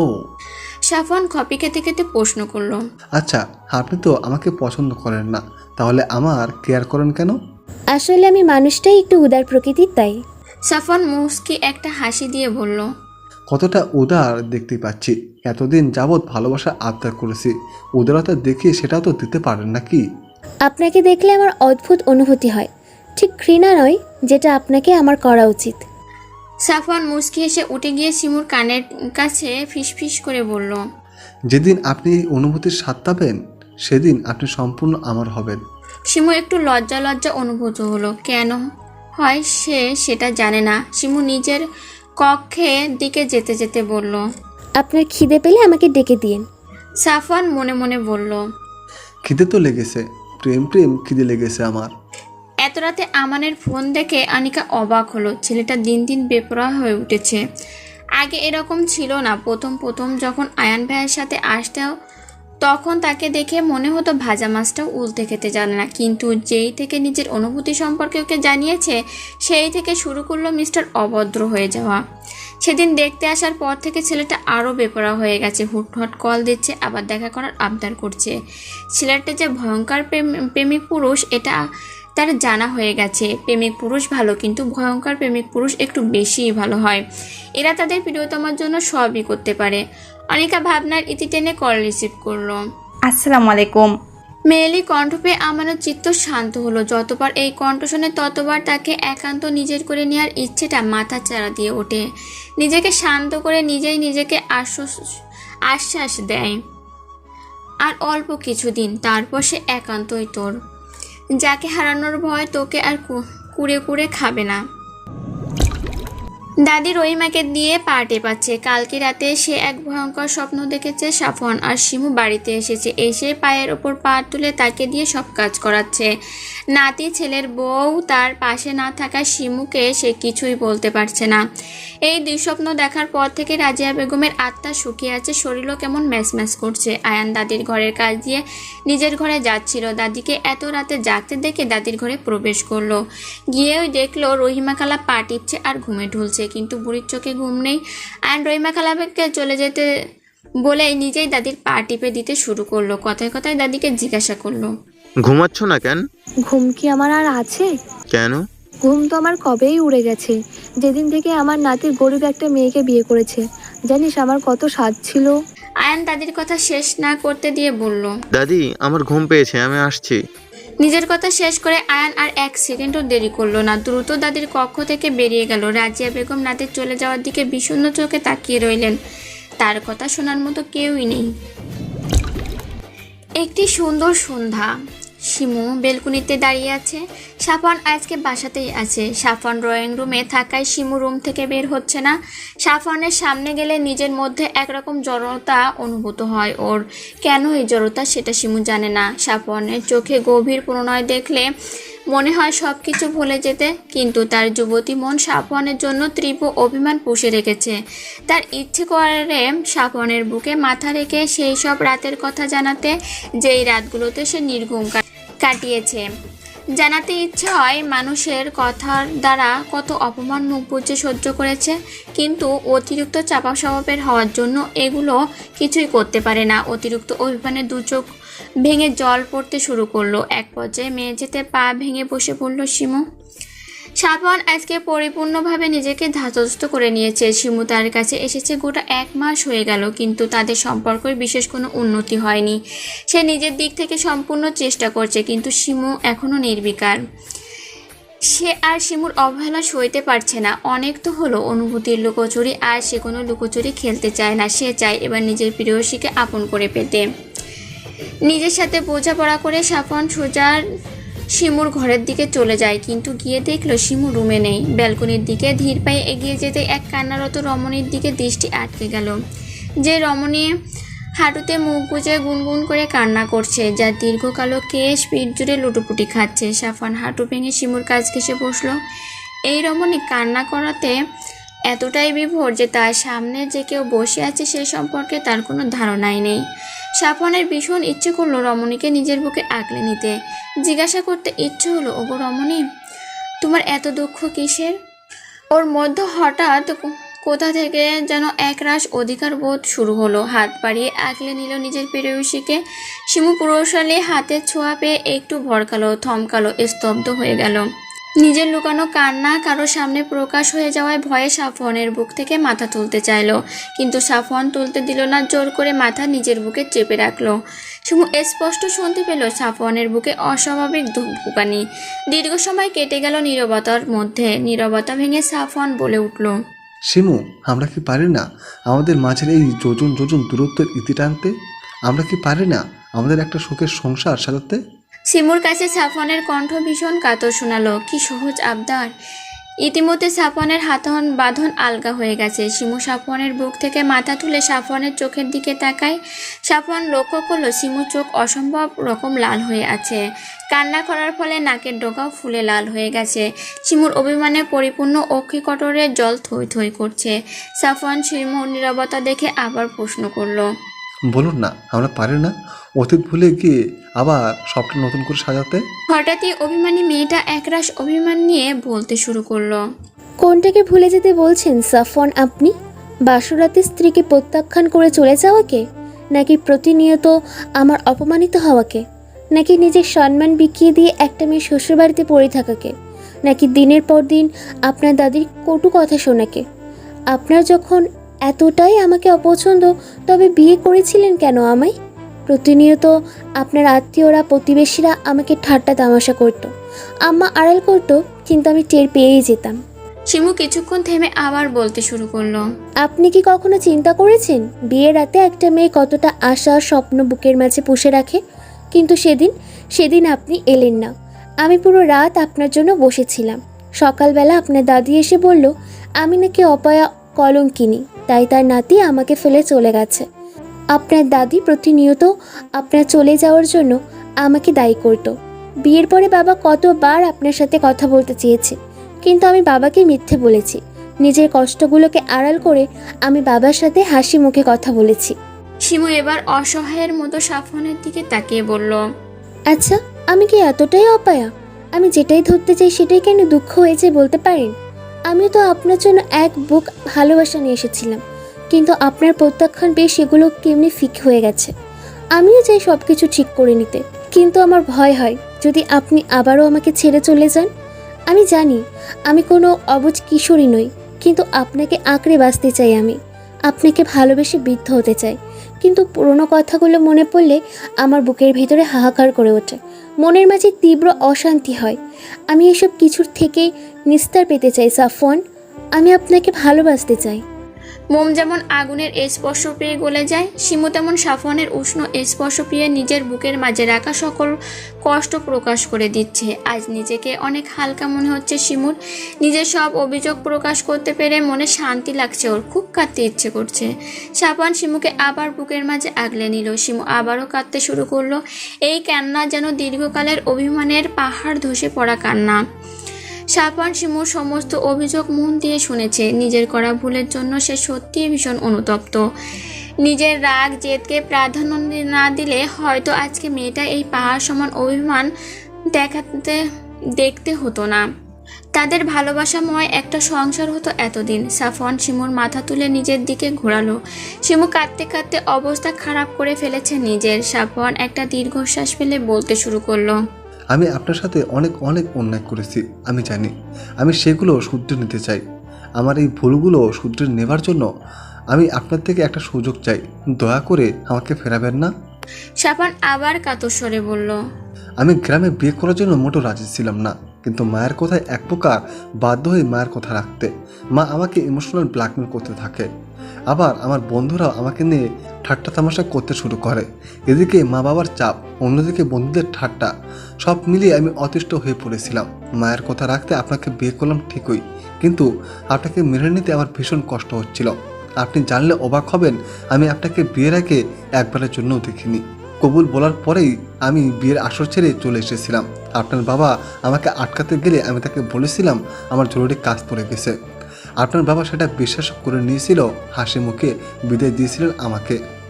মা ওই দিকটা সামনে নিয়েছিল সেদিন, তাই কোনো ঝামেলা হয়নি। নিজের সাথে অনেক বোঝাপড়ার পর সিদ্ধান্ত নিলাম মা আমাকে জোর করে বিয়ে করিয়েছে, কিন্তু আমি চাইলেই সংসার না করতে পারি। নিজের জেদকে প্রাধান্য দিয়ে ঢাকায় চলে এসেছিলাম। ঢাকায় এসে মাকে বলেছিলাম আমি আপনার সাথে সংসার করতে চাই না। সেদিনের পর থেকে টানা 2 মাস আমার সাথে মায়ের কোনো যোগাযোগ ছিল না। এর মাঝে আয়ান এলো আমার বাসায় হুট করে। ওকে দেখে আমি অবাকি হই। ও আমাকে আমার ভুলগুলো সম্পর্কে অবগত করে। ইতিপূর্বে আপনার কথা মনে পড়লেও আমি আমার জেদকে প্রাধান্য দিয়েছি। আয়ান যখন আপনার সাথে আমার করা অন্যায়গুলোর সম্পর্কে ধারণা দিল, তখন আমি বুঝতে পারলাম নিজের জেদের বশে আমি আমার স্ত্রীকে কতটা কষ্ট দিয়েছি। ধীরে ধীরে আমার চিন্তাধারা বদলালো। আপনার প্রতি আমার অনুভূতি কাজ করতে শুরু করলো। আয়ানকে নিজের মনের কথাগুলো বললাম। আয়ান আমাকে আশ্বস্ত করলো সব ঠিক হয়ে যাবে। আমিও নিজের করা ভুলগুলোর জন্য আপনার কাছে ক্ষমা চাইতে মরি হয়ে উঠলাম। আয়ানের সাথে গেলাম বাড়িতে, যে সম্পর্কের বাড়ির কেউ কিছুই জানতো না। যাবার পরদিনই বাবা আমাকে আলাদা ডেকে নিয়ে অনেক বোকাচোকা করলেন। বাবাকে কোনো রকমে আয়ান সামনে নিল। বাবা শান্ত হলেন। আমি তারপর থেকে নিজের সবটাই দিয়ে চেষ্টা করেছি নিজের ভুল শুধরে নেবার। আপনি কি আমাকে এখনও ক্ষমা করবেন না শিমু? আমি সত্যি চাই আপনার সাথে জীবনের শেষ মুহূর্ত পর্যন্ত কাটাতে। আমি আপনাকে ভালোবেসে ফেলেছি শিমু। সাফওয়ান এবার আরো অসহায় কণ্ঠে বলল, আমি তো ভুল করেছি, আমি জানি। সেজন্য আমি ভীষণভাবে অনুতপ্ত। আমি আর এই অপরাধবোধ নিয়ে বাঁচতে চাই না। আপনি দয়া করে আমাকে এই অপরাধবোধ থেকে মুক্তি দিন। একটি বিষাদময় রাতের শেষে একটি সুন্দর প্রভাতের আগমন, যে প্রভাত মুছে দেবে হয়তো বিষাদের ঘন ঘটা। প্রভাতে সেই মিষ্টি আলো পৌঁছে যাবে সব আনাচে কানাচে, জাগাবে হয়তো কোনো এক প্রেমিক পুরুষের জন্য তার প্রেয়সীর হৃদয়ের প্রেম। ভেঙে যাবে হয়তো পাহাড় সমান অভিমানের বাধা। সূর্যের মিষ্টি আলো চোখে পড়তেই ঘুম ছুটে গেল সাফওয়ানের। চোখ খুলতেই নিজের বুকে প্রেয়সীকে আবিষ্কার করে তার চিত্ত পুলকিত হলো। হৃদয়ে জানান দিল এবার বুঝি প্রেয়সীর অভিমান ভাঙবে। এই প্রথম তারা দুজন এত কাছে পুরো একটি রাত কাটিয়ে অভিমান বিলাস করলো। মৃদু শব্দে সাফওয়ান শিমুকে ডাক দিল। উঠুন, সকাল হয়েছে। সাফওয়ানের ডাকে ঘুম ছুটে গেল শিমুর। পিট পিট করে চোখ খুলতেই সাফওয়ানের বুকে নিজেকে আবিষ্কার করলো। মনে পড়ে গেল কাল রাতের কথা। সব কিছু মনে পড়তে লজ্জায় দুগাল রাঙা হয়ে গেল। কিশোরী মেয়েদের মতো কালকে কি করেছে ভাবতেই যুবতীর মন অশান্ত হয়ে উঠল। লজ্জায় মাটির বুকে নিজেকে আড়াল করতে মন চাইল। দ্রুত সাফওয়ানের বুক থেকে মাথা সরিয়ে নিয়ে নিজে উঠে দাঁড়ালো। এইভাবে সারারাত বেকায়দায় কাটানোর জন্য শরীরে কিছুটা ব্যথা অনুভব হলো। সাফওয়ান শিমুর সামনে উঠে দাঁড়ালো। তারপর শিমুকে দিকে একটু নিচু হয়ে শিমুর কপালে নিজের অস্ত্র স্পর্শ করলো। শিমুর সর্বশরীর কাঁপুনি দিয়ে উঠল যেন। এটা ওর কাছে প্রথমবার ছিল, যার জন্য ও একটু অপ্রস্তুত হয়ে গেল। সাফওয়ান শিমুর দিকে তাকিয়ে অমায়িক হাসি দিয়ে বলল, কান্নাকাটি করে তো অবস্থা খারাপ করে ফেলেছেন। রাতে তো আমার বা আপনার কারোরই কিছু খাওয়া হয়নি। আমি ফ্রেশ হয়ে নিচে যাচ্ছি খাবার কিনতে, আপনি সে পর্যন্ত ফ্রেশ হয়ে নিন। সাফওয়ান নিজের বাক্য শেষ করে আবার একটু হাসি দিয়ে চলে গেল নিজের কক্ষে। শিমুর মনে হলো আজ তার কাছে সাফওয়ানকে অনেক বেশি ভালো লাগছে। এই যে তার এই মিষ্টি হাসিটা যেন হৃদয়ে গিয়ে লেগেছে। নিজেকেও ভীষণ হালকা লাগছে ওর। সাফওয়ানের এই হাসিটা দেখার জন্য যুগ যুগ বাঁচতে ইচ্ছে করছে। আয়ান আর আলতা প্রাতঃভ্রমণ শেষে বাসায় ফিরেছে মাত্র। রাজিয়া বেগম তাদের কাছে দু গ্লাস পানি নিয়ে এসে বসলেন। আলতাপের দিকে এক গ্লাস পানি এগিয়ে দিতে দিতে বললেন, আমার মনে হয় বিয়ে নিয়ে এবার আমাদের পরিবারের সাথে কথা বলা দরকার। মা ঠিকই বলেছেন, এবার আমাদের এই বিষয় নিয়ে আগানো প্রয়োজন। আর সাফওয়ানকে আমি এই ব্যাপারে আজকেই জানাবো। কি বলো আয়ন? আপনি ভাইয়ার সাথে কথা বলুন। অনিকা আড়াল থেকে সব কথা শুনে নিজের কক্ষের দিকে দৌড়ে চলে গেল। তার ভীষণ লজ্জা লাগছে। অবশেষে তার প্রণয় কুমার তার হবে ভাবতে সারা শরীর জুড়ে অদ্ভুত শিহরণ হচ্ছে। নিজের কক্ষে রাখা ড্রেসিং টেবিলের সামনে গিয়ে লাল ওড়না দিয়ে মুখ ঢেকে দেখলো কেমন লাগে। বধূবেশে নিজেকে কল্পনা করতে দুগাল রক্তিম আবার ছড়িয়ে পড়ল। আচ্ছা, আমান এর কেমন অনুভূতি হবে যদি সে জানতে পারে খুব শীঘ্রই তাদের বিয়ে হচ্ছে? না না, সে আর ভাবতে পারছে না। লজ্জায় আড়ষ্ট হচ্ছে বারবার। সাফওয়ান আজকে নিজের কর্মক্ষেত্র থেকে দ্রুত প্রস্থান করে শপিং মলের উদ্দেশ্যে বেরিয়ে পড়েছে। বউকে তেমন কিছুই দেওয়া হয়নি তার। পরে বউ তাকে কৃপণ বলুক, সে সেটা চায় না। গাড়ি পার্কিং লটে রেখে বেরিয়ে গেল শপিং মলের দিকে। উদ্দেশ্য বউকে উপহার দেওয়ার। শপিং মল থেকে বের হতে হতেই বিকেল হয়ে গেল। মনে মনে বলল, মেয়েদের জিনিস ক্রয় করা ভীষণ কষ্টসাধ্য, এটা মেয়েরই ভালো করতে পারে। এরপর শপিং ব্যাগগুলো গাড়িতে রেখে বাসার উদ্দেশ্যে রওনা দিল। বাসায় পৌঁছেই দুইবার কলিং বেল চাপতেই শিমু দরজা খুলে দিল। শিমু সাফওয়ানের হাতের দিকে তাকাতেই অবাক হলো। প্রায় 10-12টির মতো শপিং ব্যাগ। সাফওয়ান শিমুর দিকে ব্যাগগুলো এগিয়ে দিয়ে বলল, এগুলো তোমার জন্য। শিমু সাফওয়ানের হাত থেকে ব্যাগগুলো নিতেই সাফওয়ান গিয়ে ড্রয়িং রুমে রাখা সোফার ওপর বসে পড়ল। শিমুকে উদ্দেশ্য করে বলল, আজকে রাতে আমরা ঘুরতে বের হব। আপনি এখান থেকে আপনার পছন্দ মতো একটি শাড়ি পরে তৈরি হয়ে নেবেন। প্রতিটা মেয়েই তার প্রিয় মানুষের দেওয়া ছোট ছোট উপহারগুলোতে পাহাড় সমান আনন্দ খুঁজে পায়। শিমুও তার ব্যতিক্রম নয়। সেও তার স্বামীর দেওয়া উপহারগুলো পেয়ে ভীষণ খুশি হয়েছে, কিন্তু সেটা প্রকাশ করলো না। নিজের পছন্দ মতো একটি কালো রঙের শাড়ি বেছে নিল শিমু। আয়নার সামনে গিয়ে গায়ে জড়াতে নিজেকে দেখে নিজেই মুগ্ধ হলো। অনেকদিন পরে যেন নিজের মাঝে নিজেকে খুঁজে পেল ও। মাথায় ম্যাচিং করে কালো রঙের একটা হিজাব পরে নিল। হাতে হাত ভরা চুড়ি পরে নাড়াচাড়া করলো। চুড়িতে ঝনঝন করে আওয়াজ হতেই ঠোঁটের কোণে এক চিলতে হাসি ফুটে উঠল। ইচ্ছে করলো ঠোঁটে আজ লাল টকটকে লিপস্টিক নিতে। নিজের ইচ্ছেকে প্রাধান্য দিয়ে ঠোঁটে রক্তরাঙা লিপস্টিক নিল। চোখে কালো কাজল নিতে ভুলল না। নিজের সাজ সম্পূর্ণ হতেই আয়নায় গিয়ে নিজেকে ঘুরিয়ে ঘুরিয়ে দেখে নিল কয়েকবার। মনে মনে বলে উঠল, সব কিছু একদম পারফেক্ট। সাফওয়ান অনেকক্ষণ যাবৎ সিমির জন্য অপেক্ষা করছে, কিন্তু এখন পর্যন্ত রুম থেকে বেরোনোর নামগন্ধ নেই। সে শুনেছিল মেয়েদের ড্রেস আপে একটু সময় লাগে, কিন্তু এতটা সময় লাগে সে ভাবতেও পারেনি। অধৈর্য হয়ে শিমুকে ডাকতে যাবে তার পূর্বেই শিমু শাড়ি কুচি ঠিক করতে করতে রুম থেকে বেরিয়ে এলো। নিজের প্রিয়তমাকে শাড়িতে দেখে হৃদগতি কিছুটা অস্বাভাবিক হলো সাফওয়ানের। বুকের মধ্যে কে যেন কেউ হাতুড়ি পেটাচ্ছে ওর।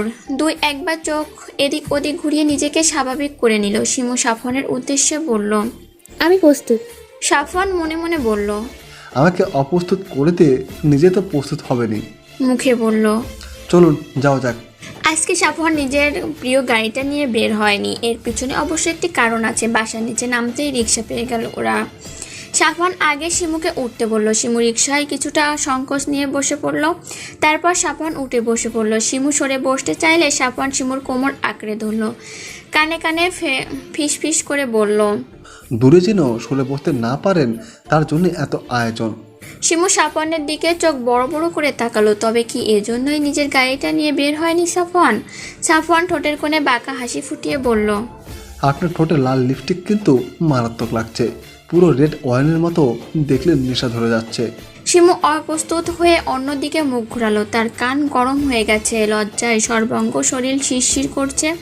শিমুকে অন্যদিকে ঘুরতে দেখে সাফওয়ান কিছুটা অসহায় কণ্ঠে বলে উঠল, মামা আমি কি দেখতে খারাপ বলুন তো? রিক্সাওয়ালা মামা বিস্ময় নিয়ে পেছনে ঘোরালো একবার। শিমু সাফওয়ানের দিকে অবাক দৃষ্টিতে তাকিয়ে রইল। আপনি কি পাগল হয়ে গেছেন সাফওয়ান? কী সব আবল তাবল বলছেন? সাফওয়ান শিমুর কথায় পাত্তা দিল না, আবারও বলে উঠল, মামা কিছু বললেন না যে? মামা আপনি দেখতে তো মেলা সুন্দর, কিন্তু এমন কথা কইতেছেন কেন? সাফওয়ান শিমুর দিকে তাকিয়ে একটা দীর্ঘশ্বাস ছাড়ল। আমি ভাবলাম আমি দেখতে হয়তো অনেক খারাপ, সেই জন্য আপনার মামি আমার দিকে ঘুরেও তাকাচ্ছে না। রিক্সাওয়ালা মামা উচ্চস্বরে হেসে দিল। মামা আপনারাও পারেন বটে। শিমু সাফওয়ানের দিকে চোখ পাকিয়ে তাকিয়ে রইল। মনে মনে বলল, লোকটা ভীষণ অসভ্য। হঠাৎ নিরামিষ থেকে আমিষ হয়ে গেলে কি করে আল্লাহ জানেন। লজ্জা শরম একেবারে বিকিয়ে দিয়ে এসেছে মনে হচ্ছে। সাফওয়ান মিটিমিটি হাসছে আর শিমুর চোখ রাঙানো উপভোগ করছে। রোজ আকাশে সূর্য উঠতে দেখি, আবার সন্ধ্যায় সূর্যকে অস্ত যেতেও দেখি। এই দেখাদেখির মাঝে আমাদের জীবন থেকে অনেকটা সময় চলে যায়। জীবনের এই উত্থান পতনের সেকুলে আমরা সবাই জড়িয়ে। দেখতে দেখতে অনিকা আর আমানের বিয়ের দিন চলে এসেছে। বেশ জমকলো আয়োজনে সাফওয়ানদের বাসায় ছাদে গায়ে হলুদের আয়োজন করা হয়েছে। শিমু আর অনিকার কাজিনরা অনিকাকে গায়ে হলুদের জন্য প্রস্তুত করছিল। মাঝে মধ্যে দুই একটা দুষ্টুমিও করছে। অনিকার গাল বারবার রাঙা হয়ে যাচ্ছে তাতে। শিমু অনিকার গাল টেনে দিয়ে বলল, ননদি তোমাকে ভীষণ সুন্দর লাগছে। আমান ভাই তোমাকে দেখলেই অজ্ঞান হয়ে যাবে। রুমে উপস্থিত সবাই খলখলিয়ে হেসে উঠল। অনিকার মুখ আবারও লজ্জায় রাঙা হয়ে উঠল। হয়েছে, আর লজ্জা পেও না। সাফওয়ানের বাসার ছাদে অনেকটা বড় হওয়ায় আয়োজন খুব সুন্দরভাবেই করা হয়েছে। এক পাশে খাবারের ব্যবস্থা করা হয়েছে, আর এক পাশে নাচ গান ও অনিকাকে বসানোর জায়গা করা হয়েছে। সাফওয়ান তার স্ত্রীর দেখা সকাল থেকে এই পর্যন্ত পায়নি। বড় ভাই হিসেবে ব্যস্ততা একটু বেশিই বলতে গেলে। এখনও গোসল করা হয়নি ওর। সব কিছু সুন্দরভাবে হয়েছে কিনা আবারও দেখে নিল। একমাত্র বোন বলে কথা, কোনো রকম ত্রুটি রাখা যাবে না। আয়ান রান্নার দিকটা সামলাচ্ছে, দাদি এদিক ওদিক ঘুরে ঘুরে তদারকি করছে সব ঠিক আছে কিনা। লায়লা বেগম রান্নায় কাজকর্ম, অতিথি আপ্যায়ন সব মিলিয়ে সেও ভীষণ ব্যস্ত। দুপুরের দিকে অনিকাকে সম্পূর্ণ প্রস্তুত করে শিমু নিজে তৈরি হতে চলে যায়। মোটামুটি ননদের বিয়ে উপলক্ষে সে এসেছে 7 দিন আগে ঢাকা থেকে, আর সাফওয়ান এসেছে বিয়ের 3 দিন আগে। আসার পর থেকে সাফওয়ানও ভীষণ ব্যস্ত হয়ে পড়েছে। একমাত্র বোন বলে কথা, দুই ভাইয়ের নয়নের মণি। শিমু নিজেদের রুমে এসেছে ফ্রেশ হতে। বিছানার ওপর একটি শপিং ব্যাগ থেকে অবাক হলো। সেটা খুলবে কি খুলবে না সেটা ভাবতে ভাবতেই সাফওয়ান রুমে এসে পড়ল, শার্টের হাতা ফোল্ড করতে করতে। ঘরমাক্ত শরীর, শার্টের ওপরে দুটো বোতাম খোলা। সাফওয়ান এসেই ক্লান্ত ভঙ্গিতে বিছানায় বসে পড়ল। শিমুকে ইশারা করলো এসি পাওয়ার বাড়িয়ে দিতে। শিমু তাই করলো। তবুও সাফওয়ানের গরম না কমায় এক টানে শার্ট খুলে ফেললো। শিমু তা দেখে দ্রুত কাবার্ডের কাছে গেল পোশাক নিয়ে ওয়াশরুমে যাওয়ার জন্য। ওদিকে কি করছো তুমি? শাড়ি নিচ্ছি, এখন ফ্রেশ হওয়া প্রয়োজন। আনিকাকে মেহেদি দেওয়া হয়েছে, মেহেদি সকালে ওকে গোসলে নিয়ে যেতে হবে। সেই পর্যন্ত ভাবছি আমি ফ্রেশ হয়ে নিই। সাফওয়ান এগিয়ে গিয়ে শিমুর পেছনে গিয়ে দাঁড়ালো। শিমু কাবার্ড আটকে পেছনে ঘুরতেই সাফওয়ানের প্রশস্ত বুকে ধাক্কা খেলো। শিমু চলে যেতে চাইলে সাফওয়ান 2 হাত দিয়ে কোমর আঁকড়ে ধরল। সাফওয়ান শিমুর থুতনিটা একটু উঁচু করে ধরল। আমার থেকে এত পালায় পালায় করো কেন? শিমু ভুরুজোড়া কুঁচকে নিল। সাফওয়ান শিমুর কুঁচকে যাওয়া ভুরুদয়ের মাঝখানে নিজের ওষ্ঠ স্পর্শ করালো। শিমুর মনে জেগে ওঠা প্রশ্ন সাফওয়ান আর করতে দিল না। নিজের উত্তর দেওয়ার ভঙ্গিতে বলল, এসব আপনি টাপলিতে আমার রোমান্টিক ফিল আসে না। পরের বউ মনে হয়। নিজের বউকে তুমি বলতে ভীষণ শান্তি, বুঝলা? সাফান শিমুর কপালের দিকে আর একবার এগোতে গেলেই শিমু সাফানকে ছাড়িয়ে দিয়ে বলে উঠল, দূরে থাকুন। বইয়ের থেকে আমি আর দূরে থাকতে পারছি না। সাফওয়ানের অকপটে উত্তর শিমু স্তব্ধ। এই লোকটা এত নির্লজ্জ কেমন করে হলো? সাফওয়ান বিছানার ওপর থেকে ব্যাগটা এনে শিমুর হাতে ধরিয়ে দিল। এটা পরে নাও, অনেক খোঁজাখুঁজির পর এটা পছন্দ হয়েছে আমার। শিমু সাফওয়ানের সাথে আর ভালো মন্দ কথা বলল না, এই ভয়ে লোকটা যদি আবার ঠোঁটকাটা কথা বলে ফেলে। অতি দ্রুত শপিং ব্যাগটা নিয়ে ওয়াশরুমে চলে গেল। সাফওয়ান সেদিকে তাকিয়ে অসহায় কণ্ঠে বলে উঠল, বউকে পটানোর থেকে মশাই টানানো সহজ। সাফওয়ান নিজেরও ফ্রেশ হওয়া প্রয়োজন, তাই সে আয়ানের রুমের দিকে ফ্রেশ হতে চলে গেল। আয়ান এক গাদা পাঞ্জাবি বিছানার ওপর ছড়িয়ে ছিটিয়ে বসে আছে, কোনটা পরবে সে ভীষণ কনফিউজড। সাফওয়ান আয়ানের কর্মকাণ্ড দেখে বিরক্ত হয়ে ওর দিকে এগিয়ে গেল। এগুলো কি করছিস তুই? আয়ান হতাশ হয়ে উত্তর দিল, ভাইয়া, আমি একটা সিলেক্ট করতে পারছি না। সাফওয়ান আয়ানের পিঠে চাপড় দিল জোরে করে। আয়ান ব্যথায় আহ শব্দ করে উঠল। তুই দিন দিন মেয়েদের স্বভাবের হয়ে যাচ্ছিস। এত ড্রেসকেও একসাথে নামায়, ইডিয়েট। ভাইয়া কি করি বল, মেয়েদের ইমপ্রেস করতে হবে, না হলে আমার আর বিয়েই হবে না। তুই কি বড় হবি না? আমি তো ছোটই হয়ে রইলাম, আর কয়েকদিন পর বোনের বাচ্চা মামা বলে ডাকবে। হয়েছে, আর আফসোস করিস না। আমি অফ হোয়াইট রঙের একটা পাঞ্জাবি পরি, আর তুই গাঢ় খয়েরি রঙের পাঞ্জাবিটা পরবি, ওকে? এবার ঠিক আছে, তাহলে তুমি দাঁড়াও, আমি ফ্রেশ হয়ে আসি। দ্রুত বের হবি কিন্তু। শিমু বাথরুম থেকে বের হয়ে এসে বিছানায় শাড়িটা মেলে ধরল। উফ, হোয়াইট রঙের একটা শাড়ি, আর মাঝে সুতোর কাজের হলুদ টকটকে ফুল, আর ব্লাউজটা শাড়ির সাথে ম্যাচিং করে ফুল হাতা দিয়ে বানানো হয়েছে। শিমু সাফওয়ানের রুচির প্রশংসা না করলে পারল না। ভীষণ সুন্দর একটা শাড়ি এটা। সাফওয়ানের এই হুটহাট সারপ্রাইজ দেওয়ার অভ্যাস ভীষণ ভালো লাগে ওর। চুল দ্রুত হেয়ার ড্রায়ার দ্বারা শুকিয়ে হাত খোপা করে নিল। শাড়িটা সুন্দর করে পরা শেষে আয়নার সামনে নিজেকে ঘুরে ঘুরে দেখতে লাগলো। এর মাঝে সাফওয়ান আবার রুমে প্রবেশ করলো। শিমু শাড়ি গায়ে পরে বোকার মতো দাঁড়িয়ে আছে, কি করবে বুঝতে পারছে না। সুতির শাড়ি হওয়ার জন্য শিমু একা হাতে সেগুলো ঠিক করতে পারছে না। সাফওয়ান ধীর পায়ে হেঁটে গিয়ে শিমুর পায়ের কাছে বসলো। শিমু সাফওয়ানকে দেখে একটু দূরে সরে যেতে চাইলো। সাফওয়ান চোখের ইশারায় চুপ করে দাঁড়াতে বলল। তারপর খুবই সন্তর্পণে নিজের স্ত্রীর কুচিগুলো ঠিক করতে লাগলো। তারপর উঠে গিয়ে আঁচলের কুচিটা করে দিয়ে সেফটি পিনের সাহায্যে আটকে দিল। শিমুকে ঘুরিয়ে দেখলো কয়েকবার, তারপর মেকআপ বক্স থেকে হালকা গোলাপি কালার লিপস্টিক নিয়ে শিমুর ঠোঁটে পরিয়ে দিল। চোখে হালকা কাজলও দিয়ে দিল। চুলের কাঠিটা খুলে চুলের বাঁধন মুক্ত করে দিল। পিঠ জুড়ে এক ঝাঁক কালো কেশ ছড়িয়ে ছিটে পড়ল। সাফওয়ান সেগুলোকে সুন্দর করে আঁচড়ে খোলা রেখে দিল। স্ত্রীর দিকে মুগ্ধ চোখে তাকিয়ে রইল কিছুক্ষণ, অতঃপর মাথায় আঁচল দ্বারা ঢেকে দিল। তোমার এই সুন্দর ক্রিজ দেখার অধিকার শুধু আমার আছে, অন্য কারো না। শিমু তার প্রিয় সুদর্শন পুরুষের কথা শুনে মুগ্ধ হলো। তার প্রিয় পুরুষটা কত যত্নশীল আর দায়িত্ববান, স্ত্রীর প্রতি তার কত নিখাত ভালোবাসা। এই পুরুষটা শরীর ছোঁয়ার আগে তার মন ছুঁয়ে দিয়েছে। কজন পুরুষ পারে নিজের স্ত্রীকে এরকম করে ভালোবাসতে? আজকে তার নিজেকে ভাগ্যবতী মনে হচ্ছে। স্বামী স্ত্রীর পবিত্র ভালোবাসা শুধু শারীরিক চাহিদায় সীমাবদ্ধ থাকে না, এটা দুজন মানুষের সার্বিক প্রয়োজনের পরিপূরক হিসাবে কাজ করে। কিন্তু অনেক যুগলই এর প্রকৃত অর্থ বুঝতে পারে না, যার জন্য সংসারে লেগে থাকে অশান্তি আর বিতৃষ্ণা। শিমুর মনে হলো তার সুদর্শন পুরুষটা বেশি সুদর্শন লাগছে। তার মনে ভয় হচ্ছে যদি অন্য কেউ তার পুরুষটার দিকে নজর দেয়। আপনি একটু নিচে হবেন সাফওয়ান? সাফওয়ান বইয়ের এক কথায় নিচু হয়ে দাঁড়ালো। শিমু 3 কুলুহ করে সাফওয়ানকে ফু দেয়। সাফওয়ান শিমুর কাণ্ড দেখে অবাক হয়ে প্রশ্ন করলো, তুমি আমাকে ফু দিচ্ছ কেন?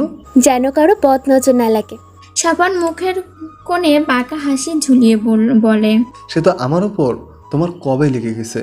শিমু মেয়েকে ডাক দেখিয়ে যেতে চায়, কিন্তু সাফওয়ান যেতে দেয় না। নিজের স্ত্রীকে নিজের দিকে ঘোরায়। প্রথমবারের মতো নিজের স্ত্রীর ঠোঁটের উষ্ণ স্পর্শ করায় কেঁপে উঠল শিমুর সমস্ত শরীর। স্বামীর থেকে প্রথম এমন উষ্ণ স্পর্শ পেয়ে শিমু মূর্ছা যায় লজ্জায়, আর মাথা তুলে তাকায় না। নিচে থেকে রাজিয়া বেগম শিমুকে ডাকছিল। শিমু আর এক মুহূর্ত দেরি না করে নিচের দিকে ছুট লাগায়। সাফওয়ান শিমুর লজ্জারাঙা মুখ দেখে অমায়িক একটা হাসি দেয়। সুদর্শন 2 পুরুষের মাঝে বসে আছে এক সুশ্রী রমণী। খুশিতে তার 2 চোখ চকচক করছে। প্রিয় পুরুষকে পারিবারিক সম্মতিতে কজন বা নিজের করে পায়। হলুদ শাড়ি পরিহিতা রমণীর রূপ যেন ঝলমল করছে। দুই ভাইয়ের হৃৎপিণ্ড প্রিয় বোনের আনন্দে পুলকিত হচ্ছে। সারাদিনের ধকল শিমু ভীষণ ক্লান্ত, শরীর আর তাই সায় দিচ্ছে না। পরনের শাড়ি এলোমেলো হয়ে গেছে, এখনও ওর একবার শাওয়ার নেওয়া প্রয়োজন। শিমু দ্রুত নিজের পোশাক নিয়ে ওয়াশরুমে চলে গেল। সাফানও ক্লান্ত হয়ে নিজের কক্ষে প্রবেশ করলো, কিন্তু ঘরে নিজের স্ত্রীকে না দেখতে পেয়ে হতাশ হলো। প্রায় 30 মিনিট পর শাওয়ার শেষে শিমু বের হলো, পরনে ঢিলেঢালা সাদা রঙের কামিজ। সাফান শিমুকে দেখে মুখ একটু গোমরা করে বলল, আমরা চাইলে কিন্তু একসাথে শাওয়ার নিতে পারতাম। মুহূর্তে শিমুর লজ্জায় কান গরম হয়ে গেল। কাছে এসে সাফানের সামনে কোমরে হাত রেখে দাঁড়ালো। আপনি কিন্তু দিন দিন দুষ্ট হয়ে যাচ্ছেন।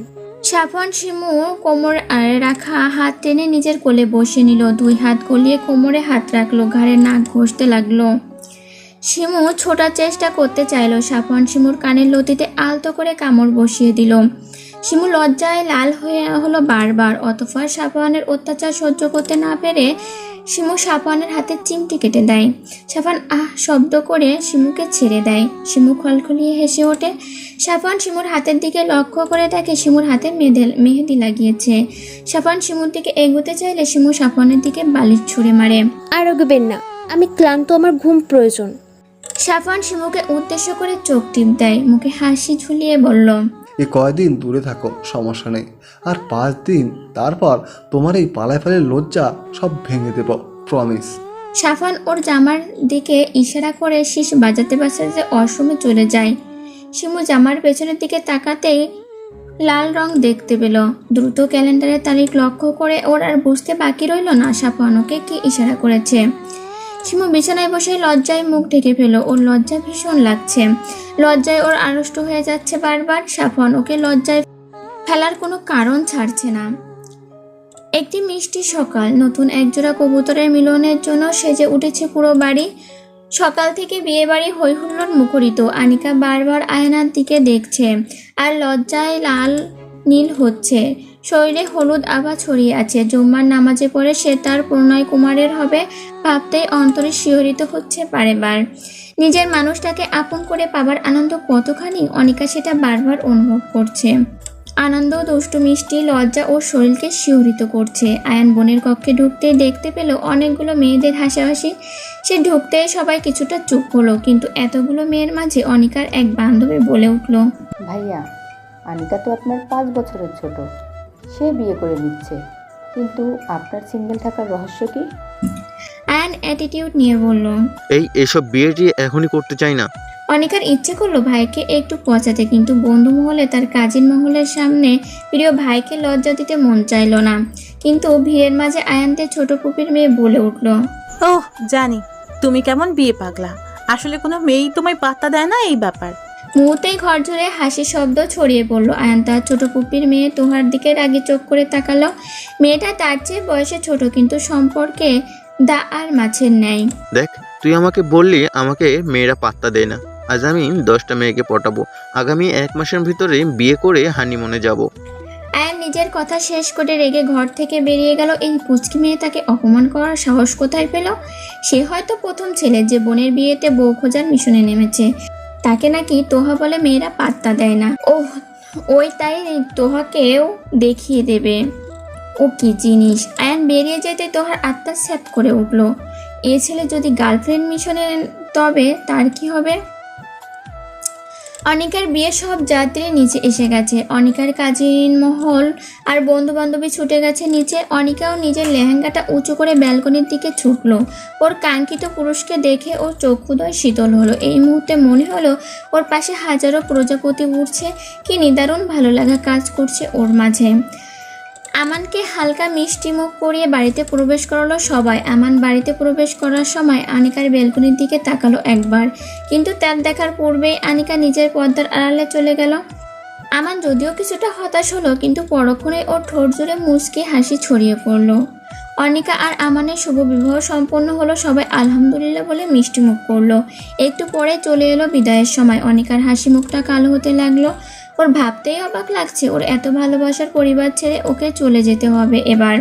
শিমু ধীর পায়ে হেঁটে গিয়ে অনিকার কাঁধে হাত রাখে। নিজের কাঁধে প্রিয় বাপের হাত পেয়ে অনিকার চোখ ছলছল করে থেকে অশ্রু গড়িয়ে পড়ে। বোনের মতো ভাবিকে শক্ত করে আঁকড়ে ধরে কান্না করতে শুরু করে। লায়লা বেগম মেয়ের কান্না দেখে নিজের কান্না সামলাতে পারে না। রাজিয়া বেগম গিয়ে ছেলে বউকে নিজের বুকে আগলে নেয়। আলতাপের শক্ত খোলসের ভেতর থেকে পিতৃসত্তা হাহাকার করে ওঠে। সাফান আর আয়ান নিজ বোনের বিদায়ে কলিজা ছিঁড়ে যাওয়ার বেদনা অনুভব করে। কি নিদারুণ মর্মবেদনা! মেয়ের বোনের বিয়ে দেওয়াটা যতটা সুখের তার থেকে বেশি কয়েক গুণ কষ্টের। এই দুঃখ শুধুমাত্র মেয়ের পরিবারই বুঝতে পারে। কিন্তু ওই যে সমাজ বলে একটা কথা আছে, যার নিয়মে আমরা বাধা, সেই নিয়মকে উপেক্ষা করার সাধ্য কোনো ভদ্রলোকের নেই। দীর্ঘ সময় কান্নাকাটি চললো। অনিকা কিছুতেই তার পরিবার ছেড়ে যেতে চায় না, কিন্তু ওই যে স্বামীর ঘরে যেতেই হবে। সবাই অনেক কষ্টে অনিকাকে আমানের গাড়িতে তুলে দিল। সাফান আমানের হাত ধরে বলল, ভাই তুমি আমার কলেজের টোকরাকে নিয়ে যাচ্ছ, ওকে একটু দেখে রেখো। তোমার সাধ্য অনুযায়ী ওকে ভালোবাসা দিয়ে আগলে রেখো। ও ভুল করলে শাসনও করো। ও আমার একমাত্র বোন। আমি যেহেতু তোমাকে ওর হাতে তুলে দিলাম, আমি আশা রাখছি ওকে তুমি আগলে রাখবে। আমান সাফানের হাতের ওপর নিজে হাত রেখে বলল, ভাইয়া, এখন ও আমার স্ত্রী। আমি কখনোই চাইবো না আমার স্ত্রী কখনো কোনো কষ্ট পাক। আপনি আমার উপর পুরোপুরি বিশ্বাস করতে পারেন। আমি আপনার বিশ্বাসের মর্যাদা কখনোই ভাঙবো না।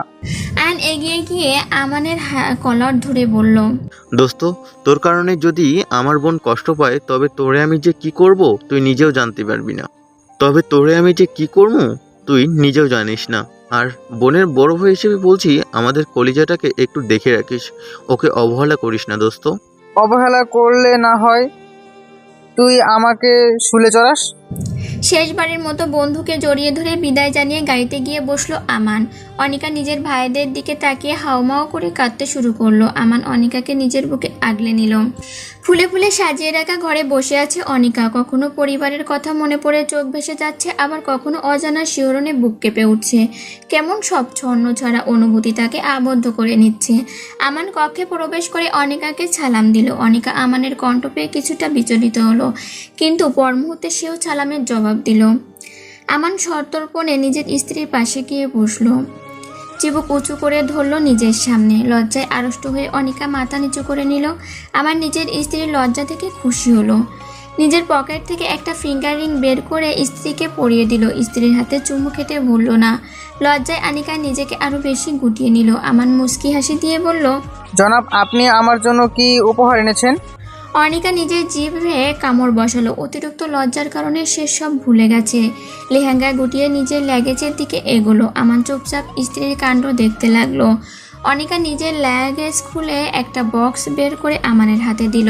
যদিও এটা তোমার উপহারের মতো দামি নয়, কিন্তু আমি আমার সাধ্য মতো তোমাকে এটা দিয়েছি। আমান বক্স খুলে দেখলো একটা ব্র্যান্ডের ঘড়ি। আমি কিন্তু তোমাকে নিজ হাতে পরিয়ে দিয়েছি, তাই তুমিও। অনিকা আমানের হাতে ঘড়ি পরিয়ে দিল। তোমার নিশ্চয়ই ভারী পোশাকে কষ্ট হচ্ছে। তুমি এই পোশাকগুলো পরিবর্তন করে এসো। আমার কাছে তুমি না সাজলেও অপরূপা। অনিকা স্বামীর কথা শুনে নিজের চোখ দুটো বন্ধ করে নিল। প্রতিটা স্ত্রী চায় তার প্রিয় পুরুষের থেকে এই বাক্যগুলো শুনতে। আমার নিজে অনিকার ল্যাগেজ থেকে নিজের পছন্দ মতো ড্রেস অনিকার হাতে তুলে দেয়। অনিকা সেই জামা নিয়ে ওয়াশরুমে চলে গেল। দীর্ঘক্ষণ শাওয়ার শেষে অনিকা বের হয়ে আসে। তার ছোট ছোট ঘাড় পর্যন্ত কেশ ছেড়ে দিয়ে যেগুলো থেকে টপ টপ করে পানি ফোঁটা পড়ছে। অনিকা ধীর পায়ে এসে ড্রেসিং টেবিলের সামনে আসে। তোয়ালে দিয়ে নিজের চুল মুছতে থাকে। আমান অনিকার পাশে গিয়ে অনিকাকে নিজের দিকে ঘুরিয়ে নেয়। তুমি একজন হার্ট সার্জনের হার্টকে কোথায় পাঠিয়ে দিয়েছো? এখন একে তোমারই ঠিক করতে হবে। আমান হুট করে গভীর আলিঙ্গনে জড়িয়ে নিল প্রেয়সীকে। এই সেই উষ্ণ আলিঙ্গন, যে আলিঙ্গনে কোনো পাপ নেই, আছে শুধু আল্লাহর সন্তুষ্টি আর সব। অনিকার বিয়ে কেটে যাওয়ার পরে কেটে গেছে গোটা 20 দিন। আয়ান বেচারা তার অদা রক্ষা করার জন্য মরিয়া হয়ে উঠেছে। মাকে সে সাপ জানিয়ে দিয়েছে, আমাজান, আমি কালো নুলা কানা কিচ্ছু নই। আপনি আমাকে দ্রুত 10 দিনের ভিতরেই বিয়ে দিবেন, না হলে আমি সন্ন্যাসী হব। ছেলের করা থ্রেটে লায়লা হতভম্ব। তিনি জানেন তার ছোট ছেলে ভীষণ ঠোঁটকাটা, কিন্তু তার পাশাপাশি নাক কাটাও। খুব শীঘ্রই আয়ানকে ফিরতেও হবে। দেশে এসেছে গোটা 6 মাস হলো। তার 2-1 মাস হয়তো আছে। ছেলে তাকে এও জানিয়ে দিয়েছে মেয়েকে সে দেখতেও চায় না। লায়লা বেগম যেমন পাত্রী পাক না কেন, হোক সে সমসাময়িক, তবুও সে বিয়ে করবেই। অতঃপর সিদ্ধান্তহীনতায় ভুগে তিনি এই ব্যাপারে আলতাফকে জানালেন। আলতাফ চিন্তা ভাবনা করে সিদ্ধান্ত নিলেন আগামী 10 দিনের মাঝেই ছেলেকে সে বিয়ে দেবেন। তাই আর দেরি না করে তার ছোট বোনকে ফোন দিলেন। ছেলের এই পাগলামো থামাতে তার ছোট বোনের সাথে কথা বলাটা ভীষণ প্রয়োজন। শিমুকে সাফওয়ান একটি লাল শাড়ি উপহার দিয়ে বলেছে এটা পরে আজ রাতে তার জন্য তৈরি থাকতে। সাফওয়ানের ইশারা শিমু ঠিকই বুঝতে পেরেছে শাড়িটা একদম ফিনফিনে পাতলা, পরলে শরীরের অনেক অংশ দৃশ্যমান হবে। যদিও শিমুর কাছে সাফওয়ানের এটা দ্বিতীয় আবদার। আজও প্রথম দিনের কথা মনে পড়লে তার শরীর ক্ষণে ক্ষণে শিউরে ওঠে, লজ্জায় আড়ষ্ট হয়ে যায় ওর সমস্ত শরীর। সাফওয়ান ওর লজ্জা দেখে নাকের মাথায় কামড় দিয়ে বলে, বলো তো বউ, তোমার লজ্জা আমি কবে ভাঙতে পারবো? সেই কথা শুনে শিমু আরও বেশি লজ্জায় নুয়ে যায়। রাজিয়া বেগমের সাথে তার সম্পর্কটা এখন স্বাভাবিক। সাধারণ দাদি শাশুড়িদের সাথে নাতি বউয়ের সম্পর্ক যেমন হয়, মাঝে মধ্যে সে জিজ্ঞাসা করে নতুন অতিথি আসবে কবে। দুঃখগুলো শিমুর এখন কোথায় যেন মিলিয়ে গেছে। প্রত্যেকের ভালোবাসা পেয়ে এখন তার নিজেকে ভীষণ খুশি মনে হয়। শিমু একটা জিনিস গভীরভাবে অনুভব করেছে, পৃথিবীতে একটি মেয়েকে তার স্বামী যদি তাকে উপকৃত ভালোবাসা, তাহলে কোনো দুঃখই সেই মেয়েকে স্পর্শ করতে পারে না। রাত নেমে গেছে আকার জুড়ে।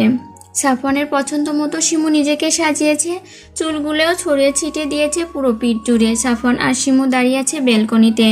সাফওয়ান অতি সন্তর্পণে নিজের স্ত্রীর কোমরে হাত রাখলো। শিমুর কাছে যদিও এটা প্রথমবার নয়, কিন্তু তবুও তার শরীর শিউরে উঠল। সাফওয়ান আর শিমু চাঁদের আলোয় দাঁড়িয়ে কিছুক্ষণ চন্দ্র বিলাস করলো। সাফওয়ান অবশেষে পেরেছে তার প্রেয়সীকে প্রেম পুকুরে ডুবিয়ে মাতাল করে দিতে, অভিমানী প্রেয়সীর অভিমান ভেঙে দিয়ে আপন করে নিতে। আজ শিমুর মনে সাফওয়ানের জন্য কোনো অভিযোগ নেই, আছে শুধু এক বুক ভালোবাসা। শিমুকে কোলে নিয়ে সাফওয়ান নিজের কক্ষের উদ্দেশ্যে রওনা হলো, নিজের অর্ধভাগকে আবারও পবিত্র ছোঁয়ায় রাঙিয়ে দেওয়ার জন্য। ভালোবাসাময় এই রাতের সাক্ষী হলো আকাশের রঙিন তারারা, চারিদিকে মৃদু হাওয়া একজোড়া চড়ুই পাখিকে আরও মাতাল করে দিল।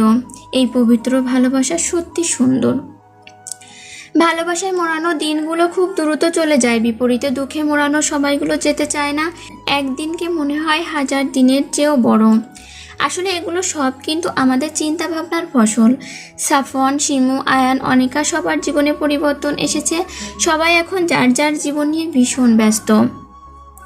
সেদিন আয়ানের জেদের কাছে হার মেনে আলতাফ আর লায়লা বেগম বাধ্য হয়েছিল তাকে 1 মাসের মধ্যে বিয়ে দিতে, কিন্তু দুর্ভাগ্যবশত আয়ান পাত্রীর মুখটা অবধি দেখেছিল না।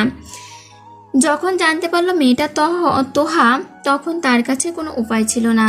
যে মেয়েটার সাথে আয়ানের সম্পর্ক ঝগড়াটে শালিকার ন্যায়, সেই মেয়েটার সাথে গভীর বন্ধনে আবদ্ধ হয়ে যায় নিজের অজান্তেই।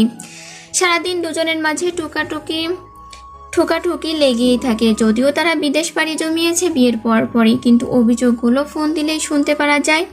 আর অনিকা এখন 6 মাসের প্রেগনেন্ট। আমান তাকে সর্বদা আগলে আগলে রাখে, কোনো রকম কাজই তাকে করতে দেয় না। আমানের বাবা সিরাজুল সাহেব ছেলের বউয়ের জন্য এক কথায় পাগল বলা চলে। আমানের মায়ের মেয়ে না থাকায় একটা মেয়ে পেয়ে সেও যেন ভীষণ খুশি। পরিবর্তন এসেছে সাফওয়ান আর শিমুর জীবনেও। তারা আজকে প্রথমবারের মতো বাবা মা হতে যাচ্ছে। সাফওয়ান ওটির রুমের সামনে পায়চারি করছে, লায়লা বেগম আল্লাহর কাছে দোয়া করছেন। শিমুর বাবা তার 2 মেয়েকে নিয়ে এক কোণে দাঁড়িয়ে আছে শুকনো মুখ করে। আলতাফ পূর্বের মতো মুখ গম্ভীর করে দাঁড়িয়ে আছে। কি রুদ্ধশ্বাস পরিস্থিতি, সময় যেন গড়ায় না, প্রতি সেকেন্ডকে মনে হয় ঘন্টার সমান। এমন অভিজ্ঞতা হয়তো সকল হবু বাবারই হয়।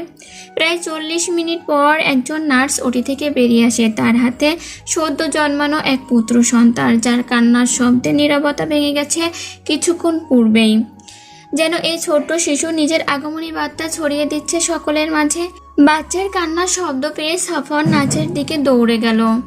নাচ নিজের কোলে থাকা সদ্য ভূমিষ্ঠ হওয়া বাচ্চাকে সাফওয়ানের কোলে তুলে দিলেন। লায়লা বেগম দৌড়ে এলেন নিজের নাতির কাছে। সাফওয়ানের পিতৃসত্তা আন্দোলিত হলো, এক বিন্দু সুখ যেন পুরো শরীর গ্রাস করে নিল। আহ, কি আনন্দ, সেটা কখনোই বোঝানো সম্ভব নয়। লায়লা বেগম নিজের নাতিকে কোলে নিয়ে বললেন, আলহামদুলিল্লাহ। অনিকা আর রাজিয়া বেগম নিজেদের শারীরিক অসুস্থতার কারণে হসপিটালে উপস্থিত নেই, তবুও তারা বারবার ফোন কল করছে। আলতাফ নিজে তাদেরকে সুখবর দিলেন। তার গম্ভীর মুখে হাসি ছড়িয়ে পড়ল। দৌড়ে গেলেন নিজের নাতিকে দেখতে। ফিয়ারিয়াও বাদ গেল না। সাফওয়ান নাজকে উদ্দেশ্য করে বলল, সিস্টার, আমার স্ত্রী কেমন আছে? আলহামদুলিল্লাহ, আপনার স্ত্রীও এখন অনেক ভালো আছেন। আমি ওর সাথে কখন দেখা করতে পারবো? আর কিছুক্ষণ পরে।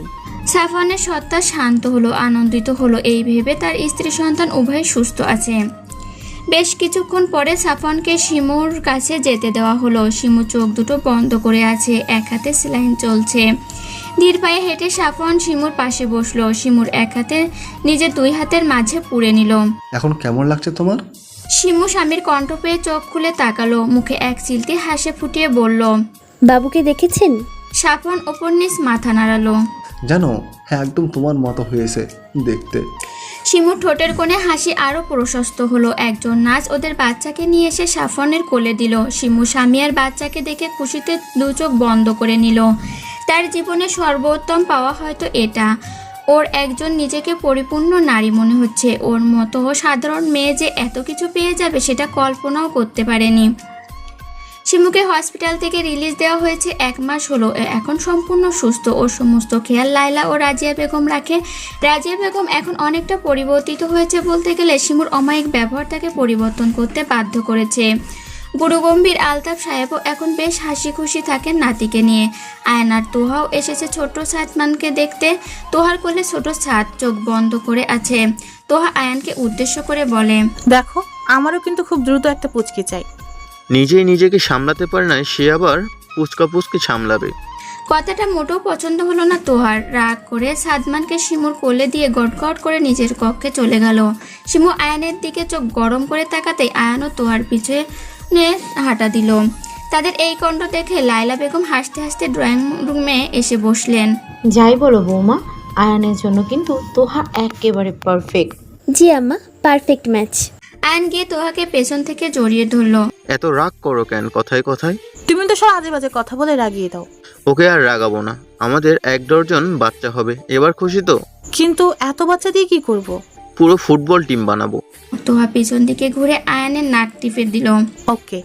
শিমুকে দেখে রাখার জন্য, বাবুকে টেক কেয়ার করার জন্য সাফওয়ান শিমুকে বাড়িতেই রেখে গেছে। বাড়িতে এসেই পুত্রকে নিয়ে সে যে মরিয়া হয়ে উঠেছে, দিন দুনিয়া সব ভুলে বসেছে একদম। শিমু কয়েকবার ডেকে গেছে খাবার খাওয়ার জন্য, কিন্তু সাফওয়ানের কোনো পাত্তা নেই। তাই আর না পেরে খাবার বেড়ে একেবারে নিজেদের ঘরে নিয়ে এসেছে। এই যে সাহেব, খেতে তো হবে নাকি? আপনি নিজেও খাচ্ছেন না, আমার ছেলেকেও খেতে দিচ্ছেন না। খাওয়া দাওয়া সব পরে হবে। শিমু আর সাফওয়ানের সাথে তর্কে জড়ায় না। এক প্লেট ভাত মেখে নিয়ে সাফওয়ানের কাছে যায়। এক লোকমা ভাত সাফওয়ানের সামনে ধরে। আসার পরে কিছুই খাওয়া হয়নি আপনার, তাই কোনো বিরক্তি না করে এগুলো মুখে পড়ুন চটপট। সাফওয়ান আর মানা করে না, কিন্তু বউয়ের সাথে দুষ্টুমি করতে ছাড়ে না। শিমু বিরক্ত হয়ে বলল, এক বাচ্চার বাবা হয়ে গেলেন, তবুও দুষ্টুমি গেল না।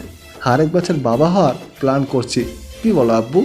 সাফওয়ান নিজের ছেলেকে কথাটা বলে শিমুর দিকে তাকিয়ে চোখ টিপ মারে। আপনার লজ্জা জীবনেও হবে না। স্ত্রীর কাছে লজ্জা পেলে তো সন্ন্যাসী হতে হবে। শিমু সাফওয়ানকে আলতো চাপড় মেরে সাফওয়ানের কাঁধে মাথা রাখলো। আমি আপনার সাথে বিদ্ধ হতে চাই সাফওয়ান, আপনাকে ভালোবেসে আপনার প্রেম পুকুরে ডুবে যেতে চাই। শুধু এইটুকু পেলেই আমার আর কিছুই চাই না। আমি তোমার প্রেম পুকুরে ডুবে নিজের অস্তিত্ব সংকটে ফেলেছি। এমন সংকটে আমি বারবার পড়তে চাই। তোমার প্রেম পুকুরে আমি এক সাধারণ মাঝি হয়ে বাঁচতে চাই। আমি তোমাকে ভালোবেসে জান্নাতে যেতে চাই। আমিও আপনাকে এপার ওপার দুপারেই পেতে চাই। ওদের কথার মাঝে সাদমান জোরে কেঁদে ওঠে। দুজনে নিজেদের হুঁশে ফিরে আসে। দুজনে মুচকি হেসে আগলে নেয় নিজেদের ছেলেকে। এটাই যে তাদের ভালোবাসার সর্বোত্তম চিহ্ন।